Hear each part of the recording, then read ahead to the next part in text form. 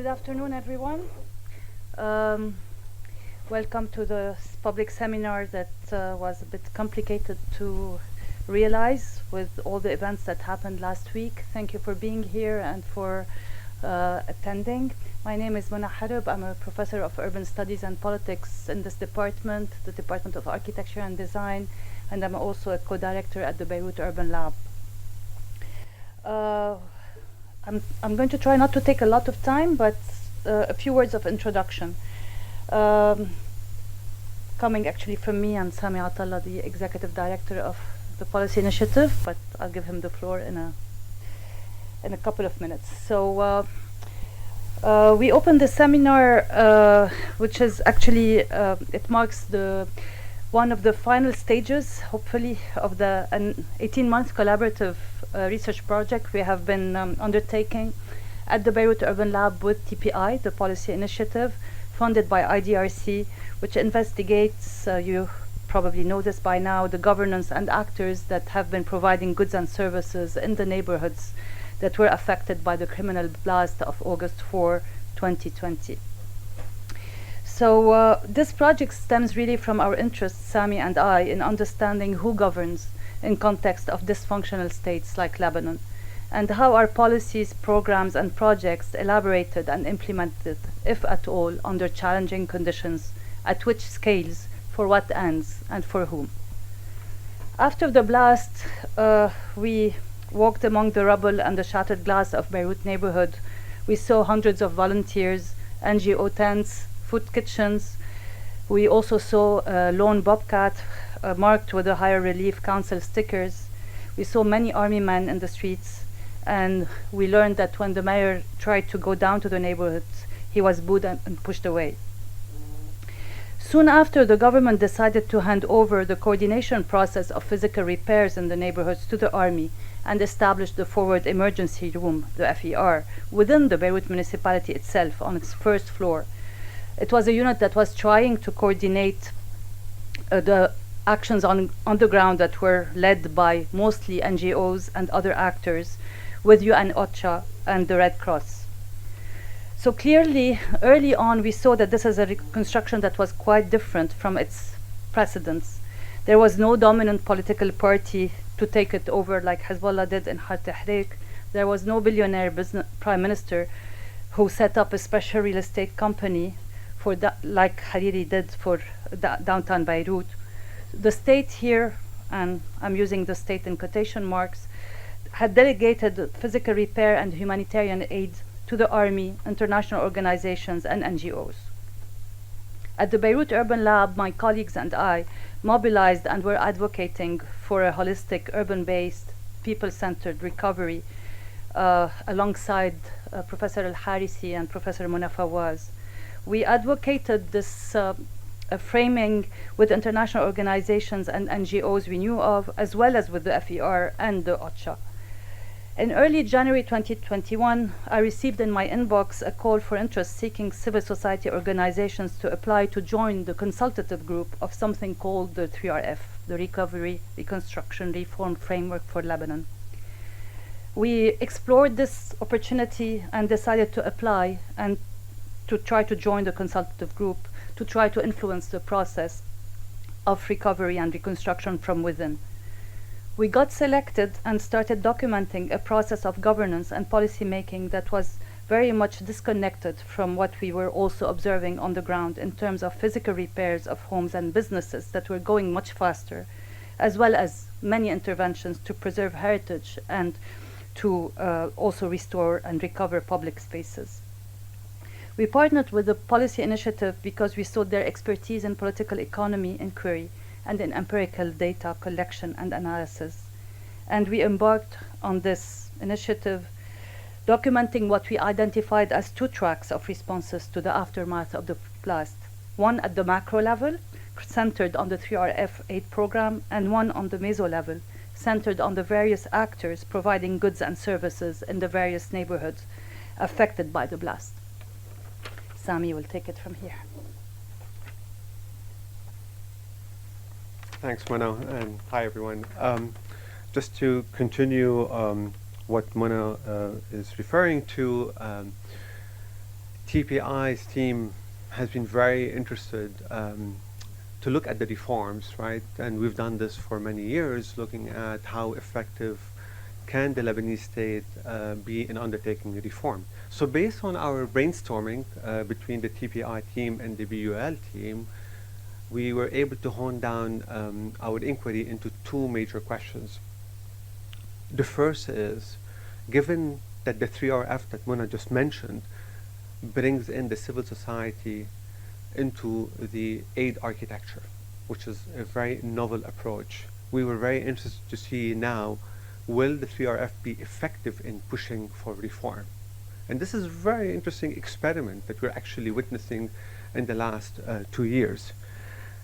And we're particularly interested in both the process of decision making within the 3RF as well as the outcome. And this is something that we will be elaborating on today. While we're looking at that level, at the macro level, at the national level, with all actors involved in the 3RF, and whether it's about projects or legislation, we know and we all saw in our own eyes how active the civil society and NGOs just following the blast. And this was a fascinating sight to see that they're taking charge, taking initiative. And hence that brings us to our second question, is who are these NGOs and what goods were they giving? And this is something really that sounds very basic, but we thought was very important so we can illuminate or shed light on who's who beyond just assuming that they are just one monolithic group that we refer to as NGOs.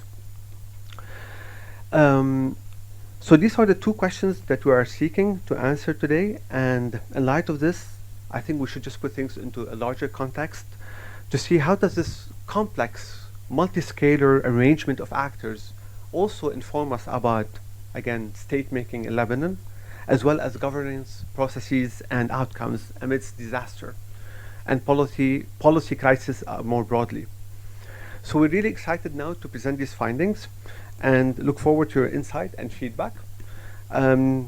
Just very briefly, the seminar will be organized in 2 sessions along or paired along these 2 tracks that I just referred to.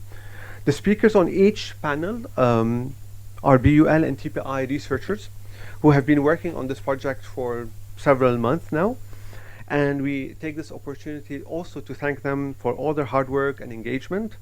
Sophie Blomke, Hussein Shaito, Luna Dayekh, and Wasim Maktabi, who are going to be presenting in the 2 panels. We also want to thank Hind Khaled and Ibrahim Matoufi from TPI for contributing to our analysis through their great visualization skills, so thank you. And also for Tala Latki for ensuring our social media presence. Thank you all. The project is also co-led by us and by our colleague Sami Zgheib, research manager at TPI, who will also be closing the seminar. The first panel will be moderated by Kauthar Dara, and the discussant is Carol Sharabati. So welcome both of you, and thank you for making the time to be with us. I'll introduce very quickly Kauthar, and Kauthar will take it from there, and we'll introduce Carol, and she'll take over the panel. But very briefly, Kauthar Dara is a senior development economist in UNDP Lebanon country office. She has long-standing work experience in diversified disciplines, particularly in socio-economic development, public expenditure analysis and policies, and public financial management. She held several posts as a technical advisor and lead expert in major public sector reform and modernization initiatives in Lebanon and the region. She worked with major donors and international organizations such as the World Bank, DFID, UN agencies, and others. She led and participated in dozens of studies covering a wide spectrum of socioeconomic areas, including poverty, social protection, education, SMEs, gender, and others. She holds a Bachelor in Science from the American University of Beirut and was intensively trained as an economist. Without a further ado, we thank you for being here today and give the floor to Kauthar to chair and moderate our first panel. Kauthar, the floor is yours. I know that the time is tight. I will not talk too much, but I think the first presentation will be answering the first question raised by Sami. The first presentation will be done by the 2 experts, Sophie Blomke Wasim Maktabi from TPI. I'll quickly introduce the speakers. Sophie is a researcher at the Beirut Urban Lab and located fellow on international affairs. She examines the role of civil societies in fragile contexts and analyzes how local civil society organizations can influence decision-making processes and governance in the aftermath of disasters. Okay. Sophie gains a professional experience in rural development and cultural cooperation. She holds a BA in political science and sociology and another BA in Asian studies, both from the University of Bonn. Sophie completed her MA in Middle Eastern Studies at the American University of Beirut in 2022, where she focused on urban policies and disaster governance. For MA thesis, she examined Lebanon's reform, recovery, and reconstruction framework after the Beirut port explosion, focusing on the space that PLF allocates for civil society organizations. And I think we will be hearing about that shortly. Also, Wasim will be I think, joining Sophie in the presentation. Wasim is an economist and researcher at the Policy Initiative. And topics of interest include political economy, behavioral economics, and public finance. His research focused on the political economy of reform and the distribution of political and economic power in Lebanon. He is currently working on projects related to Lebanon's financial crisis, public procurement, social protection, and the platform economy. Previously, Wasim was a researcher at the Lebanese Center for Policy Studies, where he helped conceptualize legislation data to produce an automated legislation tracker. He holds a BA in economics from the American University of Beirut. Sophie, and Wasim, the floor is yours. Yeah, welcome to the first panel. So you might have heard about Lebanon's Reform, Recovery and Reconstruction Framework, even if you just heard about it right now in the introduction, or recovery projects related to the 3RF, like the Building Back Beirut Businesses Better, the B5, or the Housing and Culture Project. But even if you did, the information publicly available about the 3RF is scarce, although the 3RF is an important international aid platform for the Lebanese government, especially because it is the first aid framework that engages centrally civil society organizations, or what is referred to as CSOs, unlike past donor conferences such as Paris 1, Paris 2, Paris 3, and CEDRE. So I'm going to walk you through the outline of the first panel. In our study, we propose a two-tier assessment of the 3RF. First, we assess the effectiveness of the 3RF's institutional architecture, or in other words, the 3RF's governance process. The 3RF is presented as a good practice and a template for other post-disaster or post-conflict contexts. We will show that while the 3RF is certainly innovative, the effectiveness of this architecture does not perform as well as stakeholders wish. We will do so by evaluating the role of CSOs, primarily in the consultative group and the sectoral working groups, since this is one of the key features of the 3RF. This part focuses on the process of decision-making in the 3RF. And secondly, we assess the outcomes of the 3RF. What did the 3RF achieve 2 years after its establishment? To do so, we evaluate three elements. First, the ability to strengthen institutions. Second, the implementation of projects. And third, the adoption of the prescribed legislative reforms. While we acknowledge all the efforts deployed by various stakeholders, many of whom are here with us today, we show that the 3RF did not achieve much at the level of institutional and legislative reforms, and that its main outcome to date is the implementation of projects. Our study used a mixed methods approach, relying on primary data from 24 key informant interviews with representatives from the international community and representatives from civil society in the 3RF. It also relies on participant observation and desk research, using published and unpublished documents we access through the position of Mona as a representative of the Beirut Urban Lab in the consultative group of the 3RF.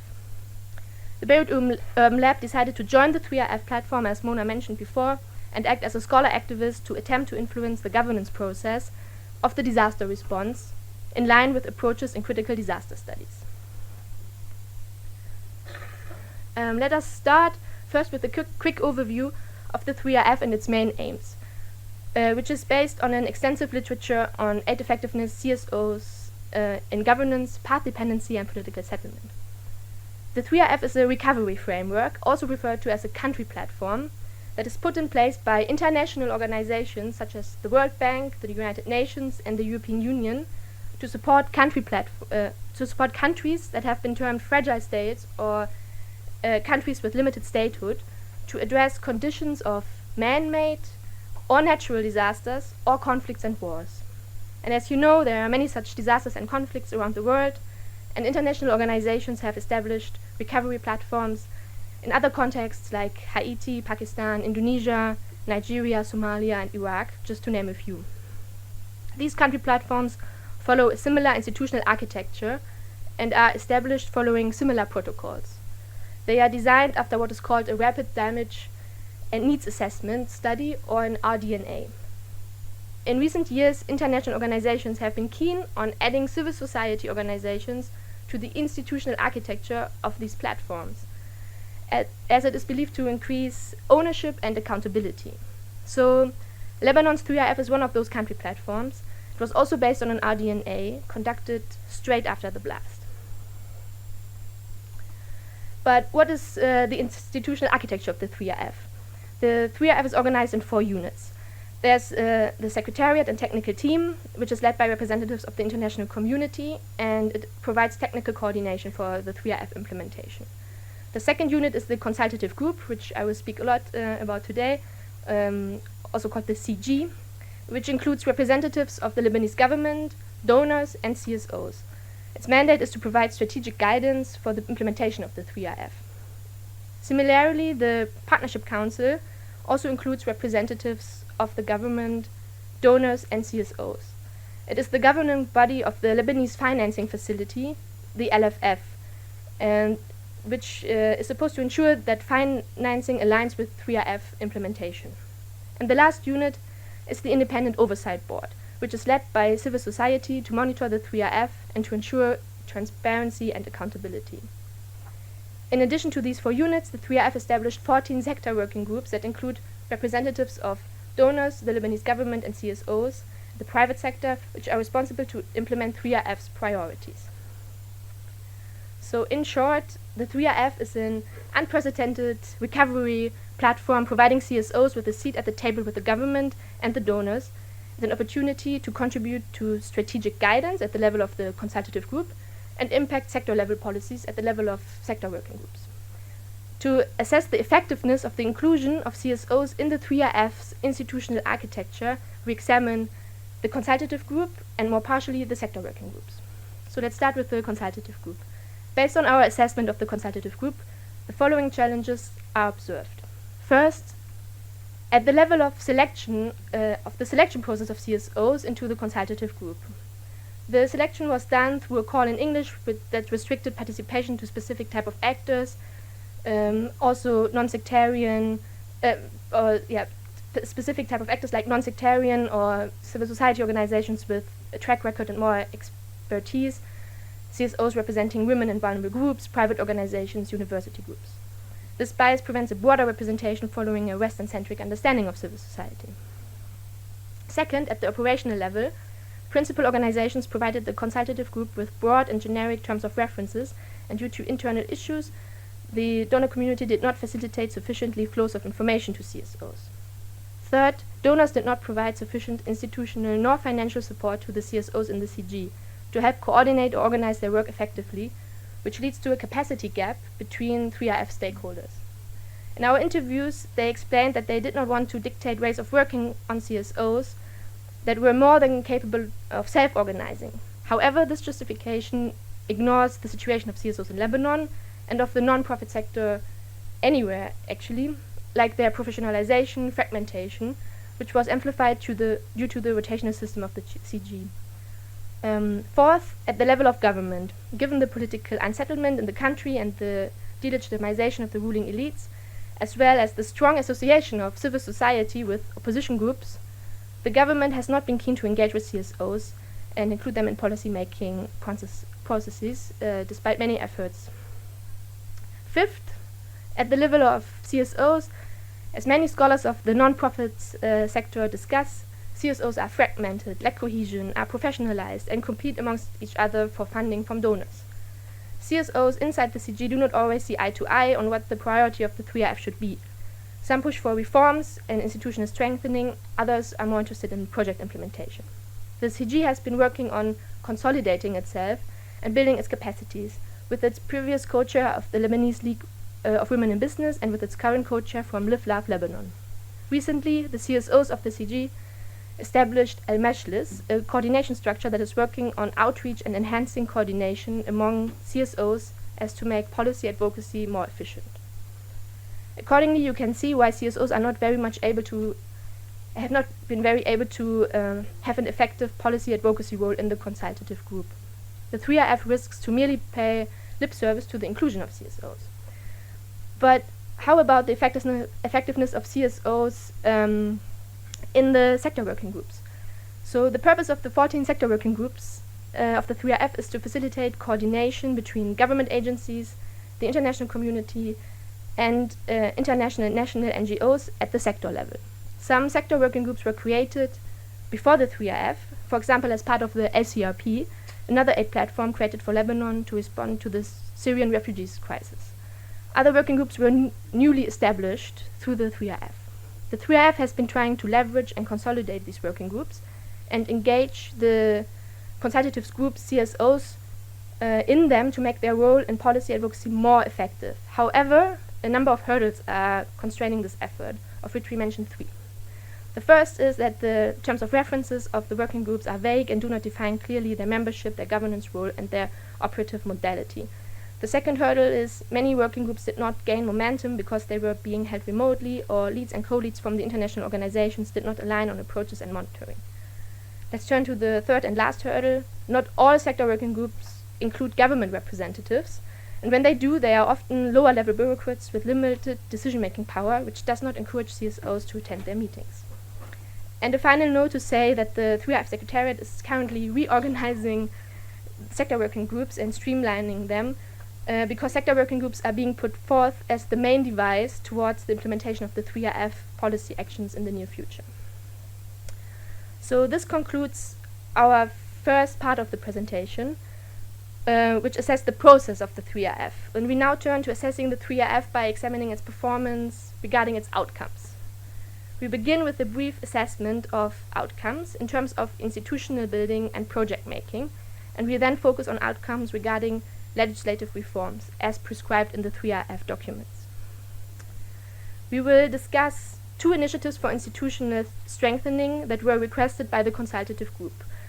The first is the Central Management Unit at the level of the Prime Minister's Office, aiming to enhance aid coordination between ministries, public agencies, local governments, CSOs and donors, and support the implementation of 3RF action points.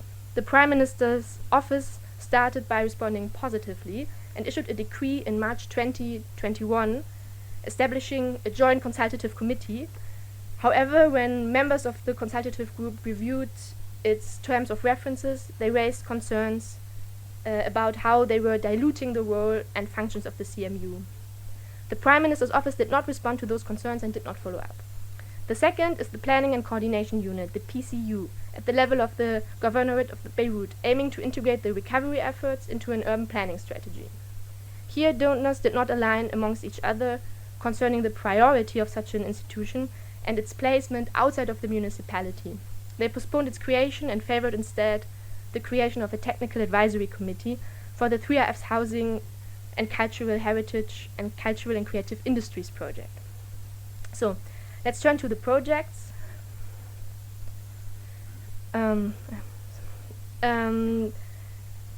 So there have been 4 projects have been implemented by the 3RF and funded by the Lebanese Financing Facility.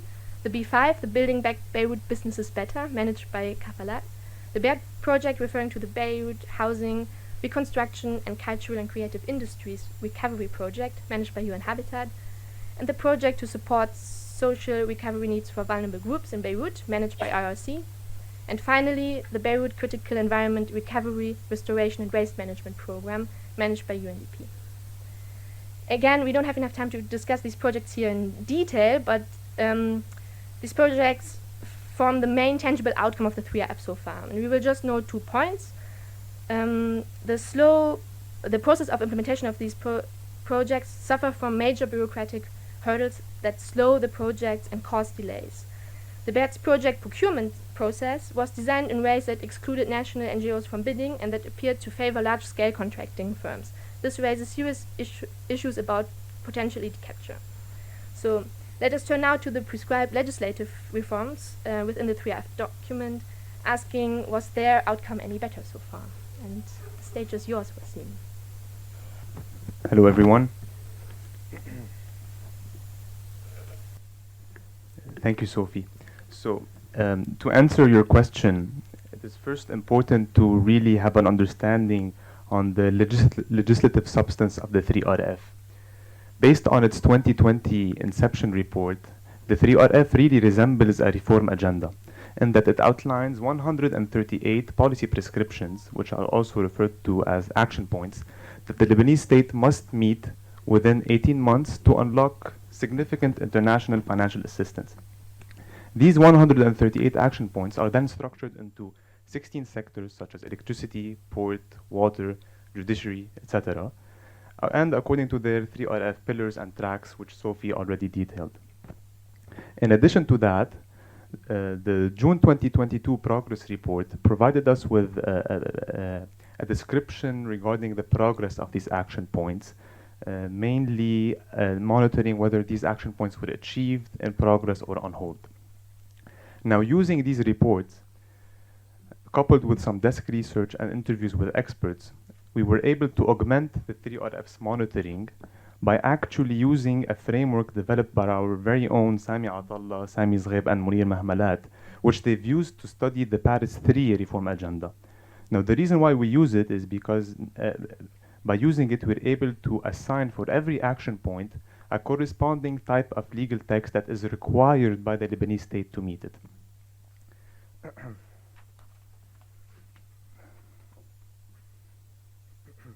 So the framework is also particularly important because based on the progress report, the action points are listed as if they all exhibit this similar characteristics. However, in reality, these sectors are not only different in terms of the sectors that they correspond to, they're also different in terms of the legal text that is required, and by extension, they also differ by what it takes from state institutions to develop them. And I will go over this methodology more carefully throughout the presentation.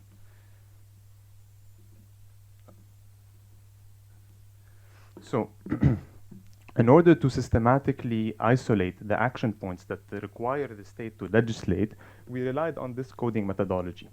First, we code action points as requiring the state to legislate if they either, first, explicitly refer to legislation in the text of the action point, or entail the introduction or the improvement of new systems or existing policies, or third,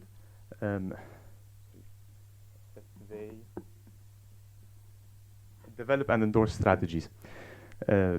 Basically, the implementation of these action points is contingent on the ruling political parties in government or parliament collaborating together and agreeing on prioritizing these action points to draft them and endorse them.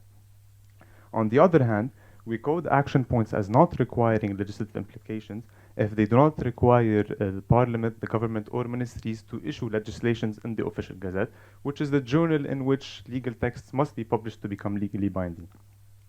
These include, for instance, internal regulations from public administrations or municipal orders that are not usually issued in the official gazette.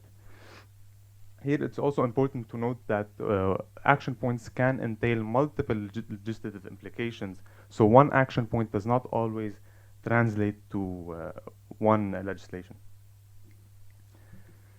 Here's an example to simplify things. This is action point number 1.1.3, which reads as follows. Adopt the new public procurement law based on an inclusive revision process. And a second step, implement regulations and secondary legislation, including the mandatory use of revised standard bidding documents. Help ensure that these are ratified quickly. Now, upon reading this action point, it is clear that the action point explicitly refers to legislation. Therefore, we code it as carrying legislative implication. However, upon a further reading, we realize that the action point actually entails two legislative implications. So we split it into two. One is the adoption of the new public procurement law. The second is the implementation of secondary legislation. So what does this tell us when we apply this logic of work on all the 138 action points? Basically, 66 out of those 138 carry at least one legislative implication. More specifically, these 66 actually translate to 86 legislations, which are then distributed across the 16 sectors. It is interesting to see that 3 sectors, social protection, business enabling environment, and justice, receive roughly one third of all legislations and are thereby considered priority sectors by the 3RF. We now return to the framework that I briefly introduced earlier, which is the lens we use to unpack the action points even further. So in Lebanon, there are 3 main types of legal texts in the hierarchy of legislations. Laws are supreme and impersonal legal rules that are issued by parliament.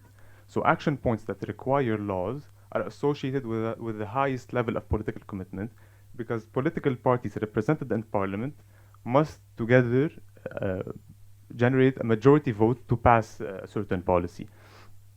On the other hand, action points that require ministerial decisions require the lowest level of political commitment, because they only require a relevant minister's signature to be achieved. Similarly, action points that require decrees are associated with a moderate level of political commitment, because all they need is the approval of ministers represented in the Council of Ministers.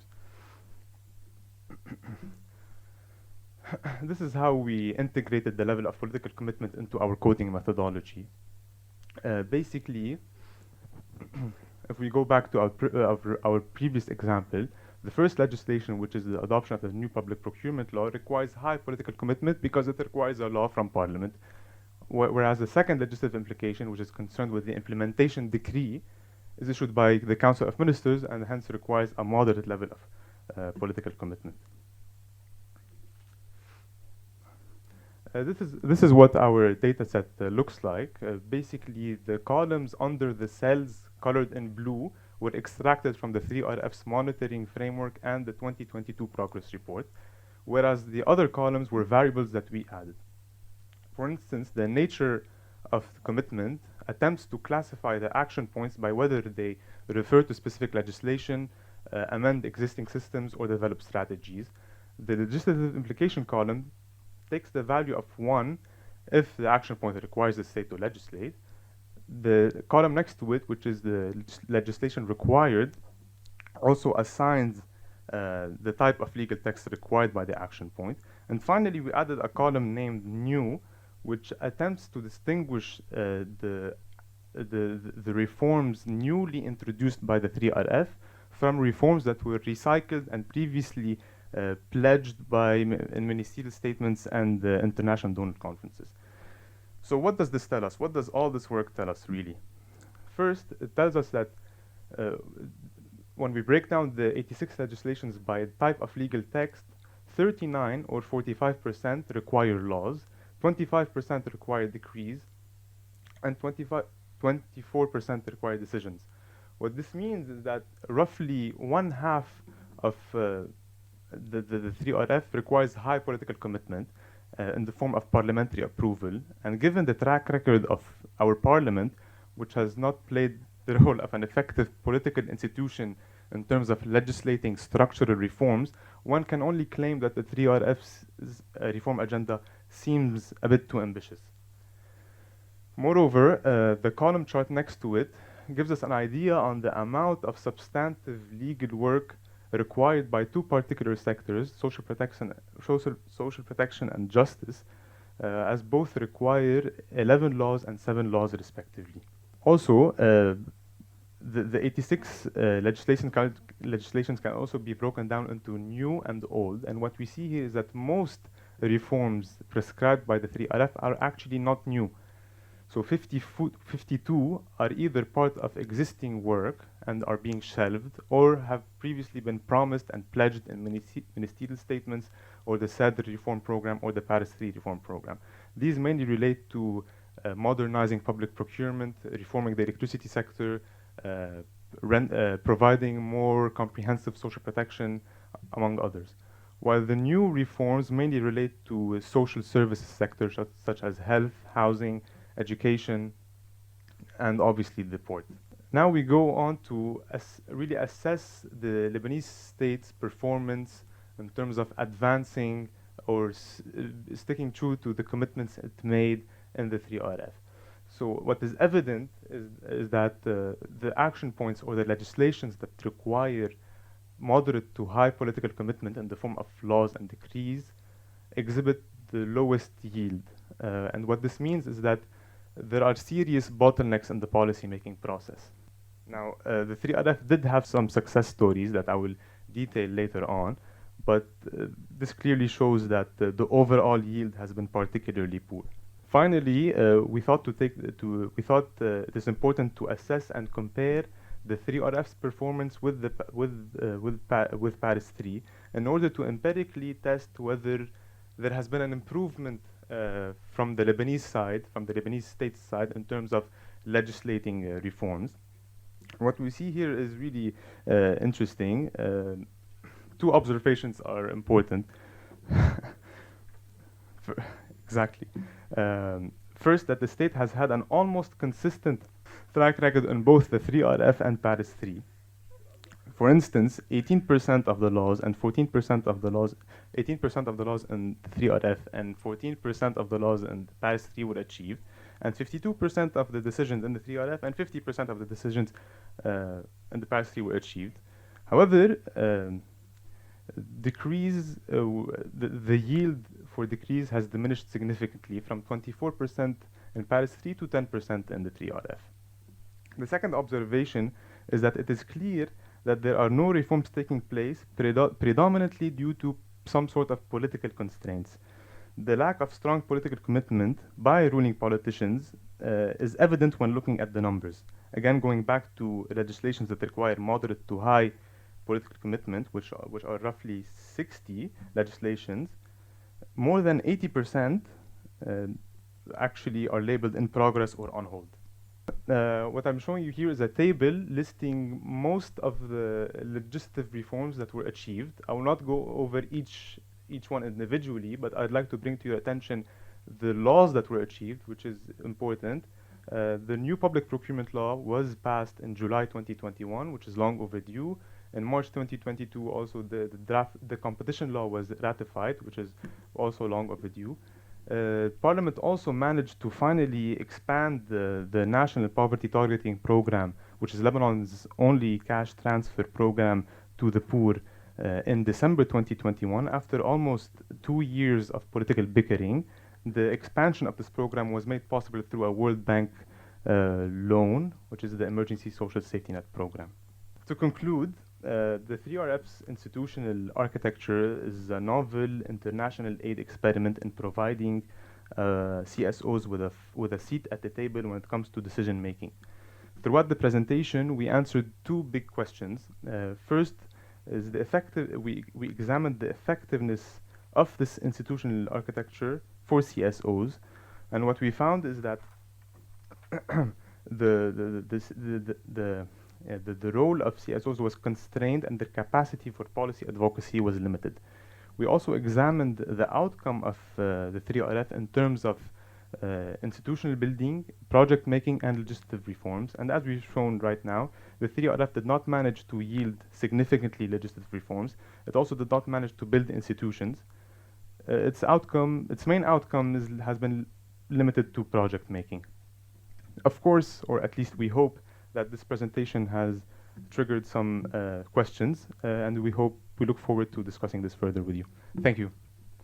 Thank you both Thank you both, Sophie and Wasim. I bet it triggered lots of questions. But before moving into the question, I think we want to hear from our discussant, Dr. Carol Sharabati. I will just quickly introduce Dr. Sharabati before moving to the Q&A. Dr. Sharabati is a professor of political science at St. Joseph University. She teaches various political science and quantitative methods courses. Dr. Sharabati also works in public sector reform, governance and open data fields. She's a director of research at Sidon Associates, a public sector consultancy firm with 150 plus consultants, experts, data scientists, and engineers.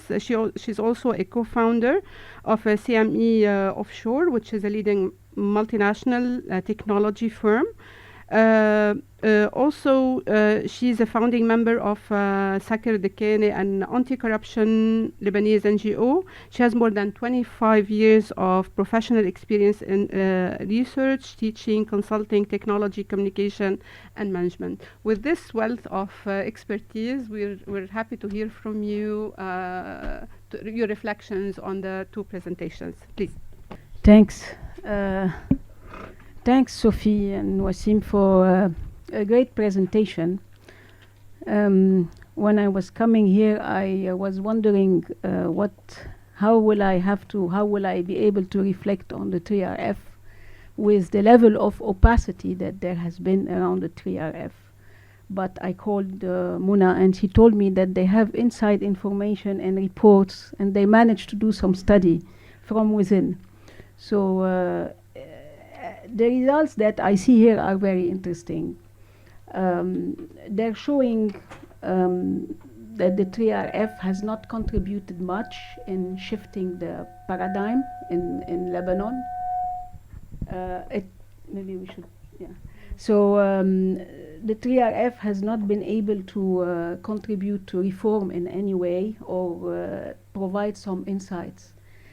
And I want to add a bit on Wasim's data with some qualitative insights from my own experience, and then maybe address the question of what happened, or how could have things been done differently. Wasim has showed us that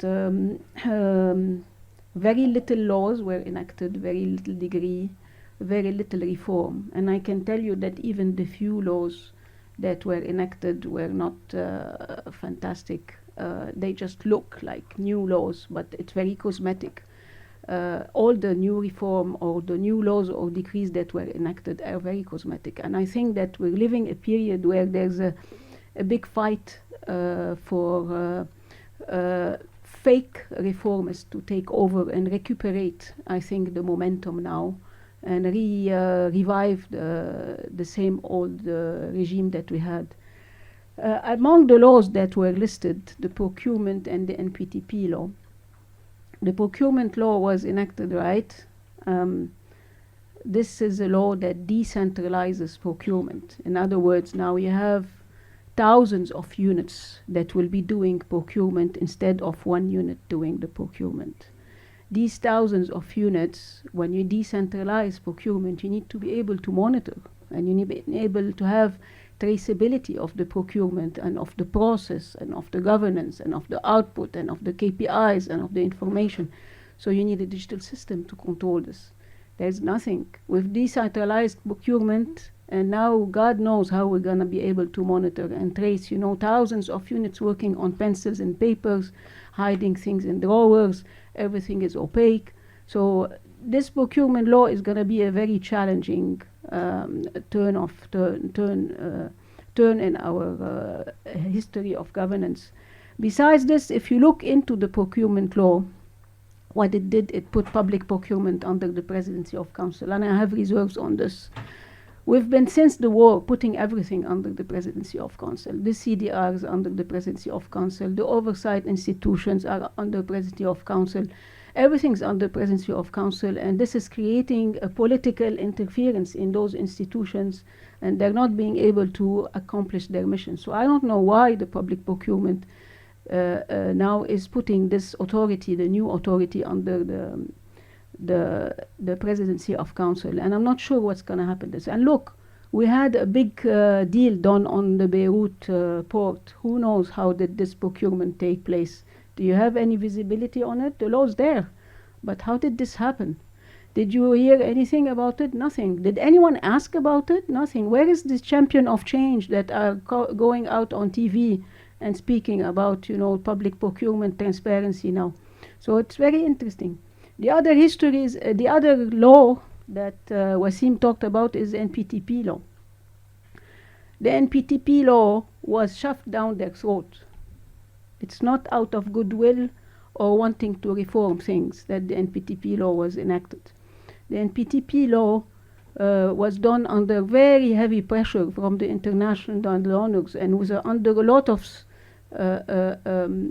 threat. And also it was pushed, and the international community has pushed not only the law, but the correct implementation of this law on impact through a system where interference and arbitrary decision and WASTA were impossible. And that's why it was shoved down the throat. So here, there is an interesting experience, because instead of what you have in the procurement law, where you have something that's completely used and cosmetic, here you have something that's real, that pushed a program called ESSN, that distributed aid to 75 vulnerable poor without any arbitrary decision, through a totally digitized system, fully traceable, fully transparent, with open data, with World Bank monitoring every single number and metric under the eyes of the international community. But now we have a huge fight, whether this is going to continue like this or not, and there's a lot of pressure to move this away from the current impact platform, or to put the impact platform under the presidency of council again. So we're back to this presidency of council that wants everything under its umbrella. So just to tell you that things are even worse when you look at the details. Now, the next thing that I would like to comment in is what could we have done differently? What is the 3RF? The 3RF was exciting because it looked like a theory of change. It looks like an opportunity for us to reflect how can we build things differently and build a real theory of change that make us shift from one old system to a new system.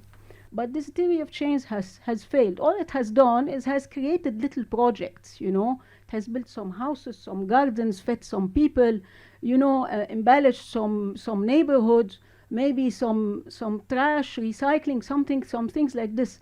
But it has not shifted our paradigm. It was not embedded into a solid theory of change. The question is why. I think there is one very important dynamic, is that in the past, we have seen that the state cannot be relied. We cannot rely on the state to change itself, because the state itself is abusing the system and living off this abuse. It's not going to change itself. So what we went all the other way. We said, let's have the CSOs change things on their own. So we just threw the CSOs there, completely fragmented, without any support, without any power, without any leadership, and without any solid allies that can help them move forward to try to change things. It's impossible. The CSOs cannot substitute themselves to the state. Well, then we have a paradox. If it's not the state and the CSOs cannot substitute themselves to the state, what's the solution? Well, I think there should be an alliance between the CSOs and the state that will be in the heart of the theory of change. So now Wasim will tell me, hey, we had some committees in the 3RF where we had the government, and the government was stopping our work. Well, you had the wrong part of the government. You had the wrong side of the government. You had the powerful people in the government. You didn't have the ethical champion of change in the government. In the government, there are islands of change. There are champions of change. There are people sitting there who are not strong, but they're ethical, they're visionary, they have leadership. They're dying to do things. You have to locate these people and ally yourself with these people as a CSO, and then put something together, because these people have a mandate. They're the state, they're the institution, they have power. But this power is not obvious because they're weakened. And I had this experience. I worked for a few years with the Central Inspection, a completely smashed institution that was completely sidetracked. But when we put our hands together, we were extremely powerful, because they had the mandate, we had the ideas, we had the funds, we put our heads together, and we did good things, and we managed to face this strong establishment in front of us. So I think we really need a theory of change of this kind. We need to scratch our head and think, who should work with who? How are we going to connect the different islands of excellence, of performance, of knowledge, of legitimacy, of mandate in the whole society and the country, so that we can do something together? So I think this reflection on the TRF, really thank you for holding this, Sami and Mona. I think this reflection is very important, because I think it should lead on the reflection of our theory of change. What's next? And we should construct it. The donors are not going to see it. They know nothing about this country. They're waiting for us to put our heads together and to come up with a theory of change. So, and so I don't think the donors will come and they put something on slides, you know, with a good structure, and put people together side by side. But there's the whole nuance of the experience of the country, of who should work with who and who's who, that we need to think about to build our theory of change. Thank you, Dr. Sharabati, for these very insightful messages. I think and our colleagues from the 3RF team are here to hear it. And I think now I'm trying my best to maintain my neutrality in this on this stage, but I'm part of it, kind of, because at the end of the day I work for a UN agency. I think this is very timely. This discussion is very timely. I think what was presented is very timely. Sorry, I will give myself the first to comment first on what I've seen. Very timely because now the 3RF is, I think, in a stage to shift into a strategic orientation. To move further towards reform. I think colleagues can maybe comment on this. My question is, maybe I will let myself ask the first question, is to what extent we can compare really across Paris 3 and 3RF, to what extent we can do this comparison, given the circumstances are completely different. At the end of the day, the 3RF was a post-blast framework, and I think the circumstances were really that the political situation was completely idle compared to the 2006 period or 2007 period when Paris 3 was implemented. To what extent we can compare in terms of the number of legislations or number of laws, not in what these laws and legislation would have an impact on the people. Of course, we have so many questions on this, but I will maybe take first round of questions from audience. I bet they have many. Your presentation was very interesting. We have seen that as far as the legislative outcomes of 3RF, it's really deceiving. And you spoke about the achievement of 3RF through launching projects. Did you do an assessment of these projects? Do you have an assessment of to what extent these projects were successful or are on hold? Dr. Marlene Nasser, sociologist, working actually at جمعية السكان المتضررين من انفجار المرفأ تبع الأحياء السبعة. معلي مضطرة أقولها بالعربي لأنه بالإنجليزي حتكون أصعب. كفي بالإنجليزي. I have an idea about the methodology of the RR3R, Recovery, Reconstruction, Reform. It's very architecturally beautiful as an architecture, but it's done for a ideal society and a nation or a homeland, Watan, where state is not still built. To go from the first idea that the Lebanese state is built, make everything wrong. We are in a process of trying to build a modern, livable state in Lebanon. We have a power and a system of power in Lebanon. If we go from this, we can better understand. This is my first question and remark. Second is when you build a frame, it's better to begin from the bottom. I'm a sociologist. So if you are focusing on CSO, civil society organization, there are many who are working at the level and who have this difficulty when they are fighting for a aim, to reach an aim and to succeed in it. They meet all the level you are talking about. And while they are trying to meet them and to bring them to their objective, I'm talking about our association, we find all the gaps and we try to, what you said, what Sharabati, Dr. Sharabati said, that we have to make alliance with the weakest but the strongest for the field part of the power existing. This is what we discovered in our fight, that we had few MPI who were eager to help and who give us strength to fight. We didn't succeed yet, we are in a process. And second, it's a long-term process. 1 year would not help find result.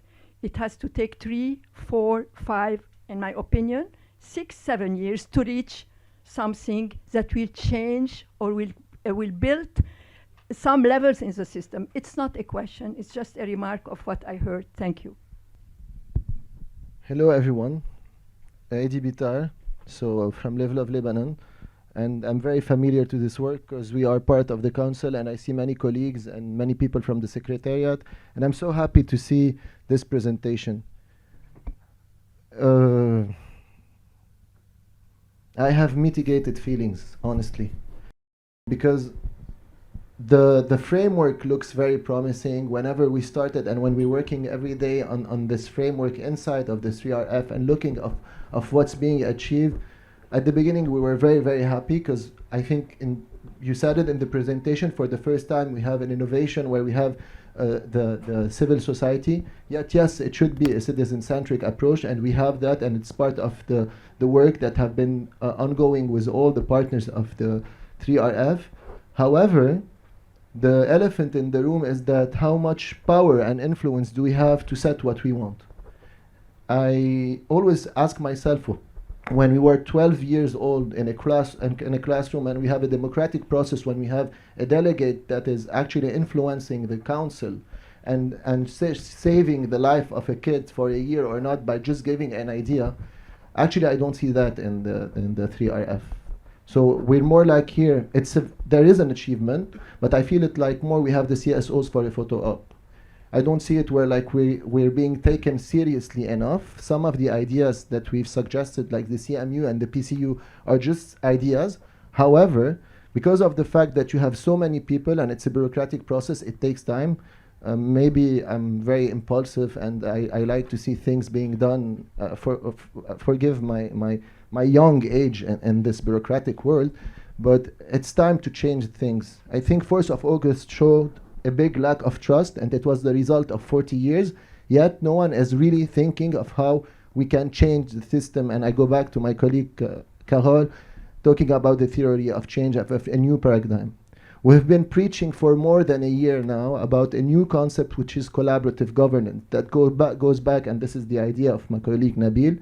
And collaborative governance is all about having CSOs inside those institutions, and it doesn't need a lot of reforms to do that. The idea is the CMU is already there, the decree is there, the PCU, the governor wants it, the municipality wants it. However, for now, until now, no one could fund it, whether it's the World Bank in the project of the reconstruction or anything.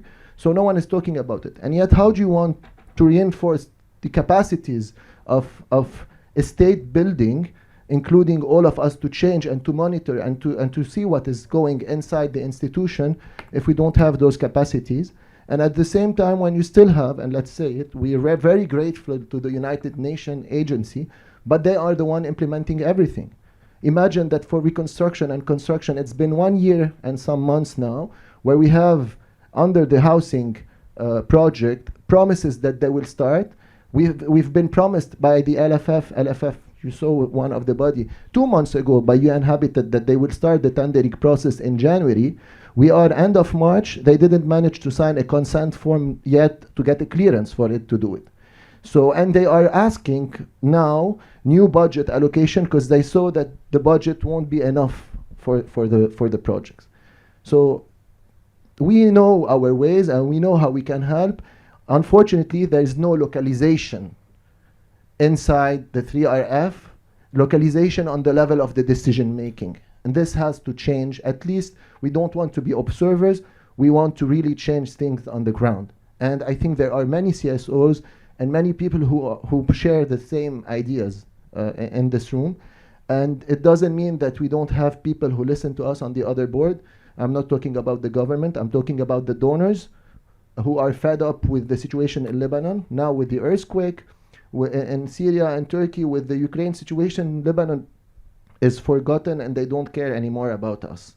So we don't have to wait for anyone, but at the same time, the question, sorry for this long introduction, but we have to say things as they are. The question today is how much altogether we can self-criticize ourselves and start working in order to advocate for more decision making and having more power and influence on what's going on in our country and having our own national framework rather than having the UN framework. I don't know which framework, there are so many, in order to really establish a state building and a nation building in this country. Thank you. The first question by Mr. Jattabet is about did you encounter like any assessments were done for the projects that were implemented? And you said like it was more, sorry? Yeah, okay. Corrected me. So who would like? Yeah, thank you for the question. So in our study, we only briefly touched on the projects. So we just shared some observations that we made, also because BUL and MONA also has a seat in those institutional bodies. But there are assessments done also from within the 3RF on those projects. But as you said it yourself, they were launched, they are still ongoing. The B5 was the first one to be launched, the Beirut Building Back Beirut Businesses Better, the B5, and money is still being distributed, and it was also a very slow implementation with a lot of bureaucracy and hurdles. So this is just a more generic observation that we are making. So yeah, so far no more extensive study or assessment.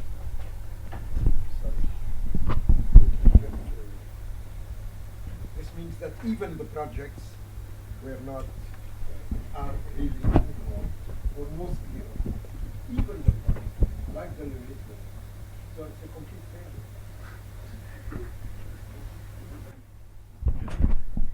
failure. Yeah, so we shared our observations like challenges for the project implementation, but to assess, we came to the conclusion that project making is what is the most likely to happen, and we also observed thus in other country platforms that have been put in place in other post-conflict or post-disaster countries and contexts, that project making, for example, we observed this in Haiti after the earthquake, that project making is the easiest, the lowest hanging fruit, if you want to call it like that.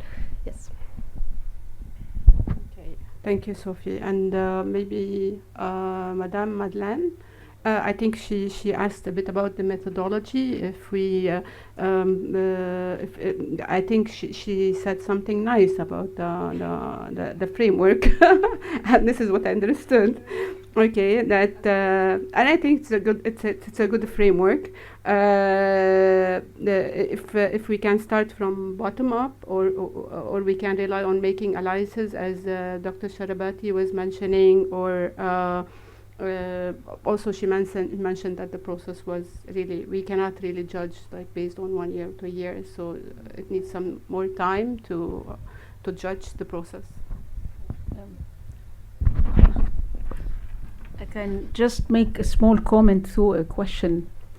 Why do we have to ask about the projects where they are? Why isn't there a page online where we have by the minute news from all these committees meeting, by the minute updates on their budget, on the project, from every organization taking money, implementing, reporting, I mean, it takes 2-3 months to build something, and it will run the show for several years and down to the very small details. Why don't we have that? And it's really weird that we don't have it. And I can tell you something. I've tried, I pitched it, and I've tried to approach the decision makers in the 3RF about this, and I designed some screens for them. They've been thinking about it for 2 years. I still haven't heard from them. Why? So, you know, we need transparency. You need to have data out. We need to have real-time information so that we can have accountability, so that this session here takes place in real time all the time, and so that there is a virtuous circle of continuously improving the 3RF and its output, and being critical about what it's being done and making it better every day.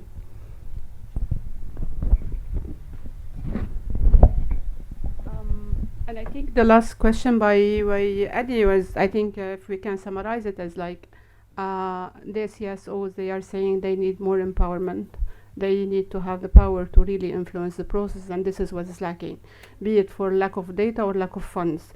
Did you find this in your evaluation? How did you find out like how this can be, how can they be empowered? Is there a way to redesign or the framework so the CSOs can be further empowered?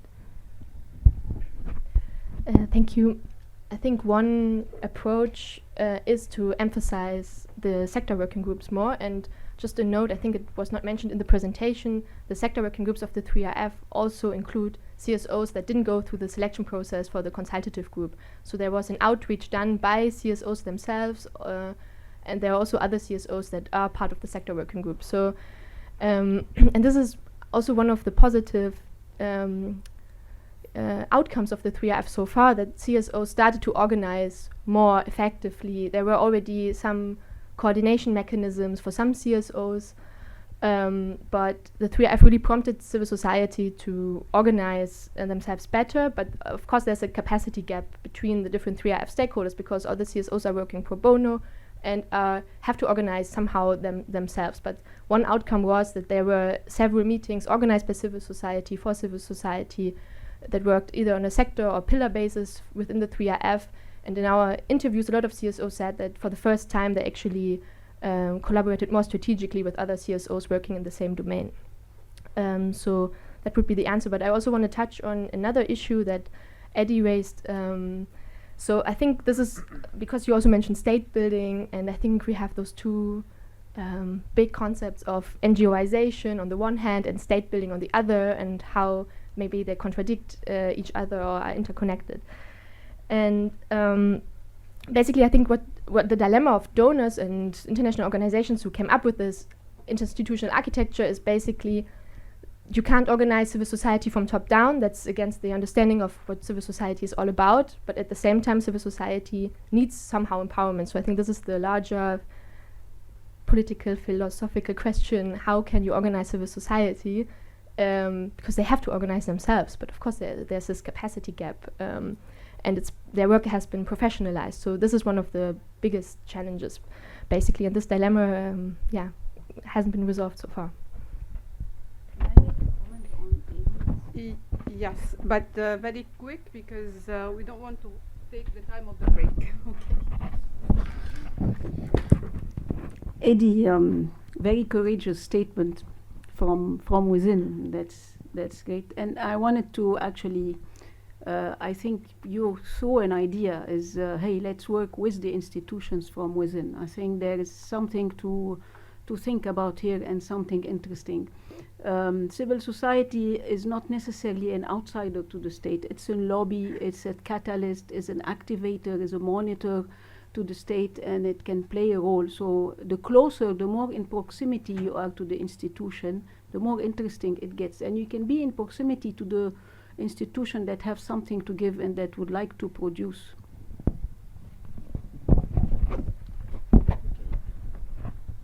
Any further comments from? That was your question, the first one. Okay. Yeah, sure. The best for last, I suppose.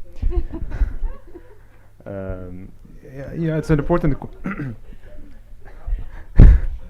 it's an important question that you raise. It's true that the circumstances when Paris 3 was launched very much different than the circumstances when the 3RF was launched. Back in 2007, Lebanon was after a war. The Paris 3 mostly focused on fiscal consolidation and the reforms related to taxation, etc. While the 3RF was launched nearly 2 years into a deep financial crisis in which the majority of the population was pushed to poverty, and after a Beirut port explosion. So we acknowledge that the circumstances are very much different. However, what we try to do here is we try to show a certain trend that Lebanon has a poor track record when it comes to implementing reforms. And what do we mean by that is when we subject the Paris 3 commitments and the 3RF commitments to the same framework and analyzing them by their legislative implications, they're all measured according to whether they are laws, decrees, decisions. So we're balancing the playing field. And when we're looking at the progress of the state, it's clear that in the slide after that one, that whenever commitments are contingent on high political commitment, they likely fail. And the 3RF knew that. They knew that conditionality as one size fits all does not work. And this is why they introduced the new institution architecture. This is a step in the right direction. And as my colleague mentioned, that there are still rooms for improvement. Thanks. The second panel of today's public seminar, this is a panel chaired by Salim Rouhana and discussed by Alia Nazar Farhat. I will introduce Salim now, and I will let him introduce Alia later. Salim Rouhana is a program leader for sustainable development sectors covering MENA Mashriq countries at the World Bank Group. He's currently based in Beirut and coordinates water, agriculture, urban and resilience, environment and social development sectors. He's also the Mashriq focal point on climate change and is working on the broader whole economy green recovery efforts. Prior to the World Bank, Salim worked as a senior urban governance and resilience and task team leader covering Africa, East Asia and Middle East and North Africa regions, focusing on areas related to decentralization and urban local governance, city competitiveness, as well as territorial and spatial development, urban resilience and disaster risk management, and slum upgrading. Before joining the World Bank, he worked for numerous private sector consulting firms as an urban planner and architect. He has a B.Arch in architecture, a master's degree in architecture and political science. Master's degree in architecture as well as a master's degree in political science focused on international affairs and diplomacy, urban planning and development, and an executive master's in business administration. So the panel is in very good hands. Thank you for being here. We caught Salim in between travel and Alia too, so much appreciated that you're here. I'm going to give him the floor to introduce our speakers. Thank you. So thank you very much. It's a real pleasure to be here. I really enjoyed the previous session, and I didn't take anything personal. But it's really, Amjad, I think I'll go to the next 3RF meeting with a lot of new info, and a lot of new ideas. And so I really thank a lot of the analytics that have been shared in the previous session, and I look forward also to this session to learn more. So I've been part of the disaster assessment of Beirut. I've been co-leading the DNA of Beirut. And then I was involved in the 3RF and also in the LFF, and part of that, of course, the effort to try to bring things back to where they were, or maybe a little bit better. A lot of it we failed, and maybe a small part we did succeed. I think the blast proved to many of us something that we already knew, which is the statelessness of what we live.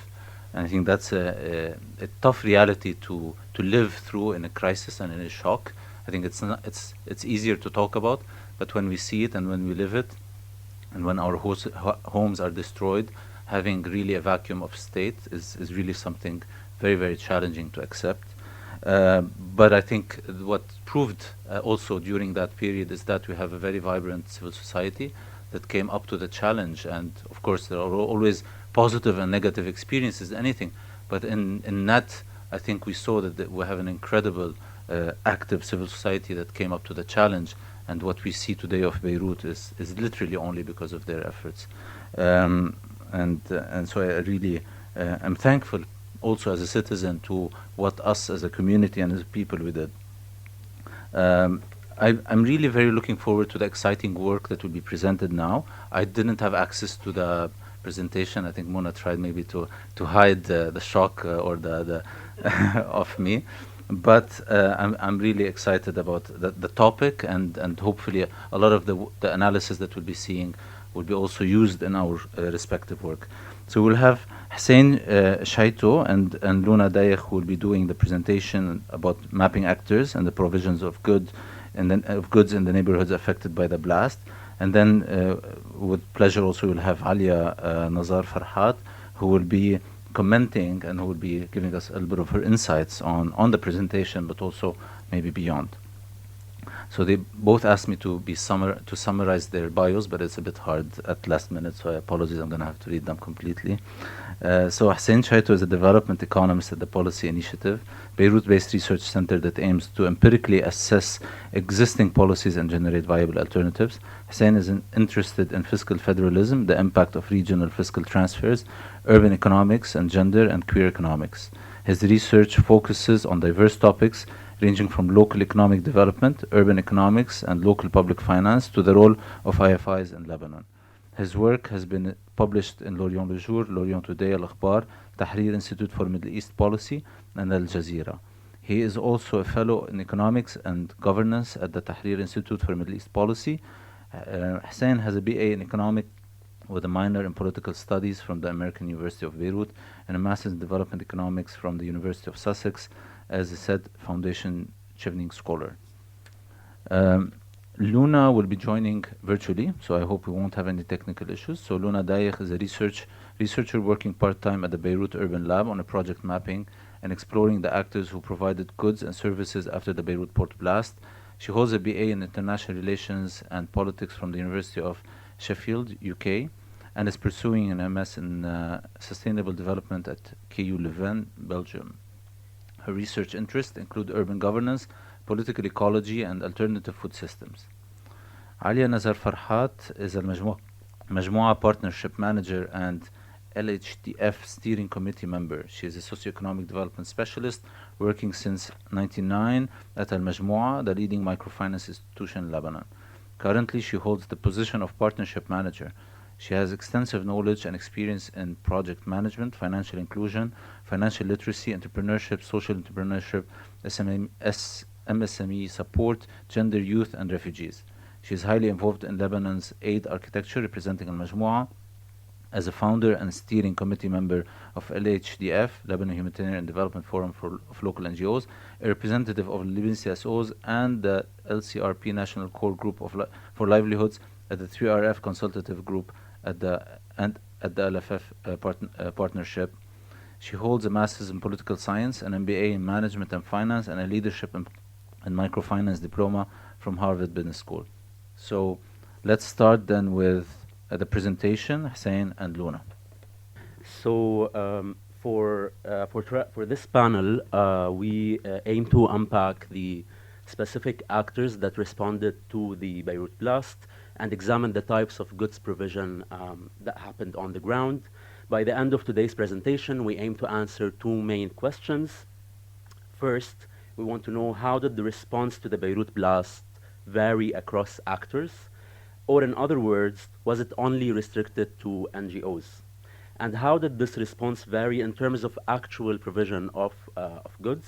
Were any of the provided goods less about an immediate humanitarian response and more communal? Just a quick overview for the outline of today's presentation. The presentation will be composed of three main parts. The first, first of all, we will be presenting a basic profiling of the actors whom we surveyed as part of this research, with a focus on typology, age, size of these actors, behavior on the ground, relation to beneficiaries, funding access, and partnerships.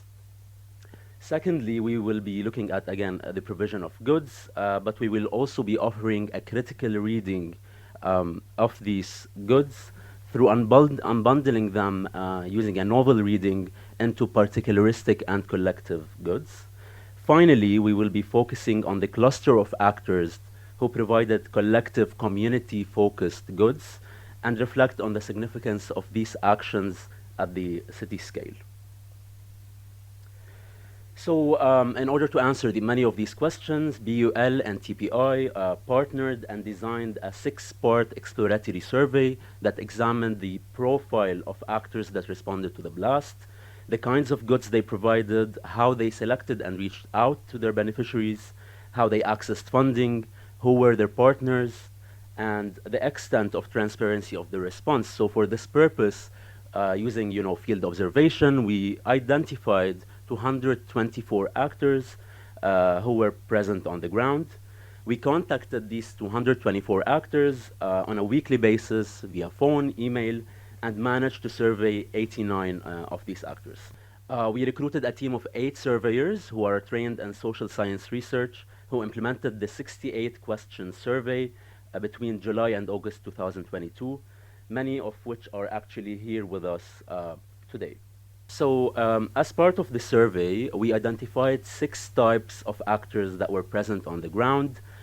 These include national and international non-governmental organizations, national and international faith-based organizations.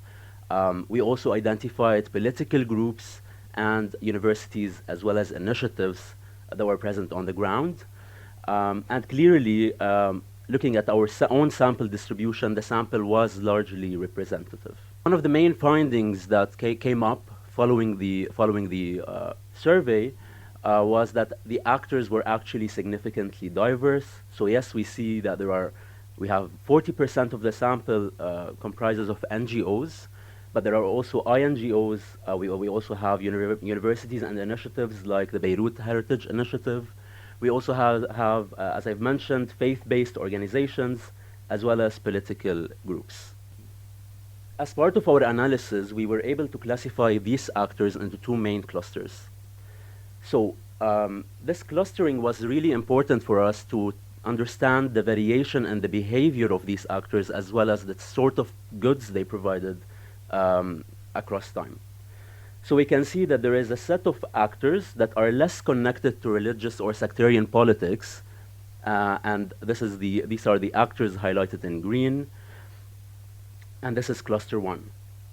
But we also identified another cluster, cluster 2, which is the cluster called political and religious groups, and this is the cluster highlighted in red here, and this is a cluster of actors that are connected to a certain extent to certain faith-based principles or political ideology.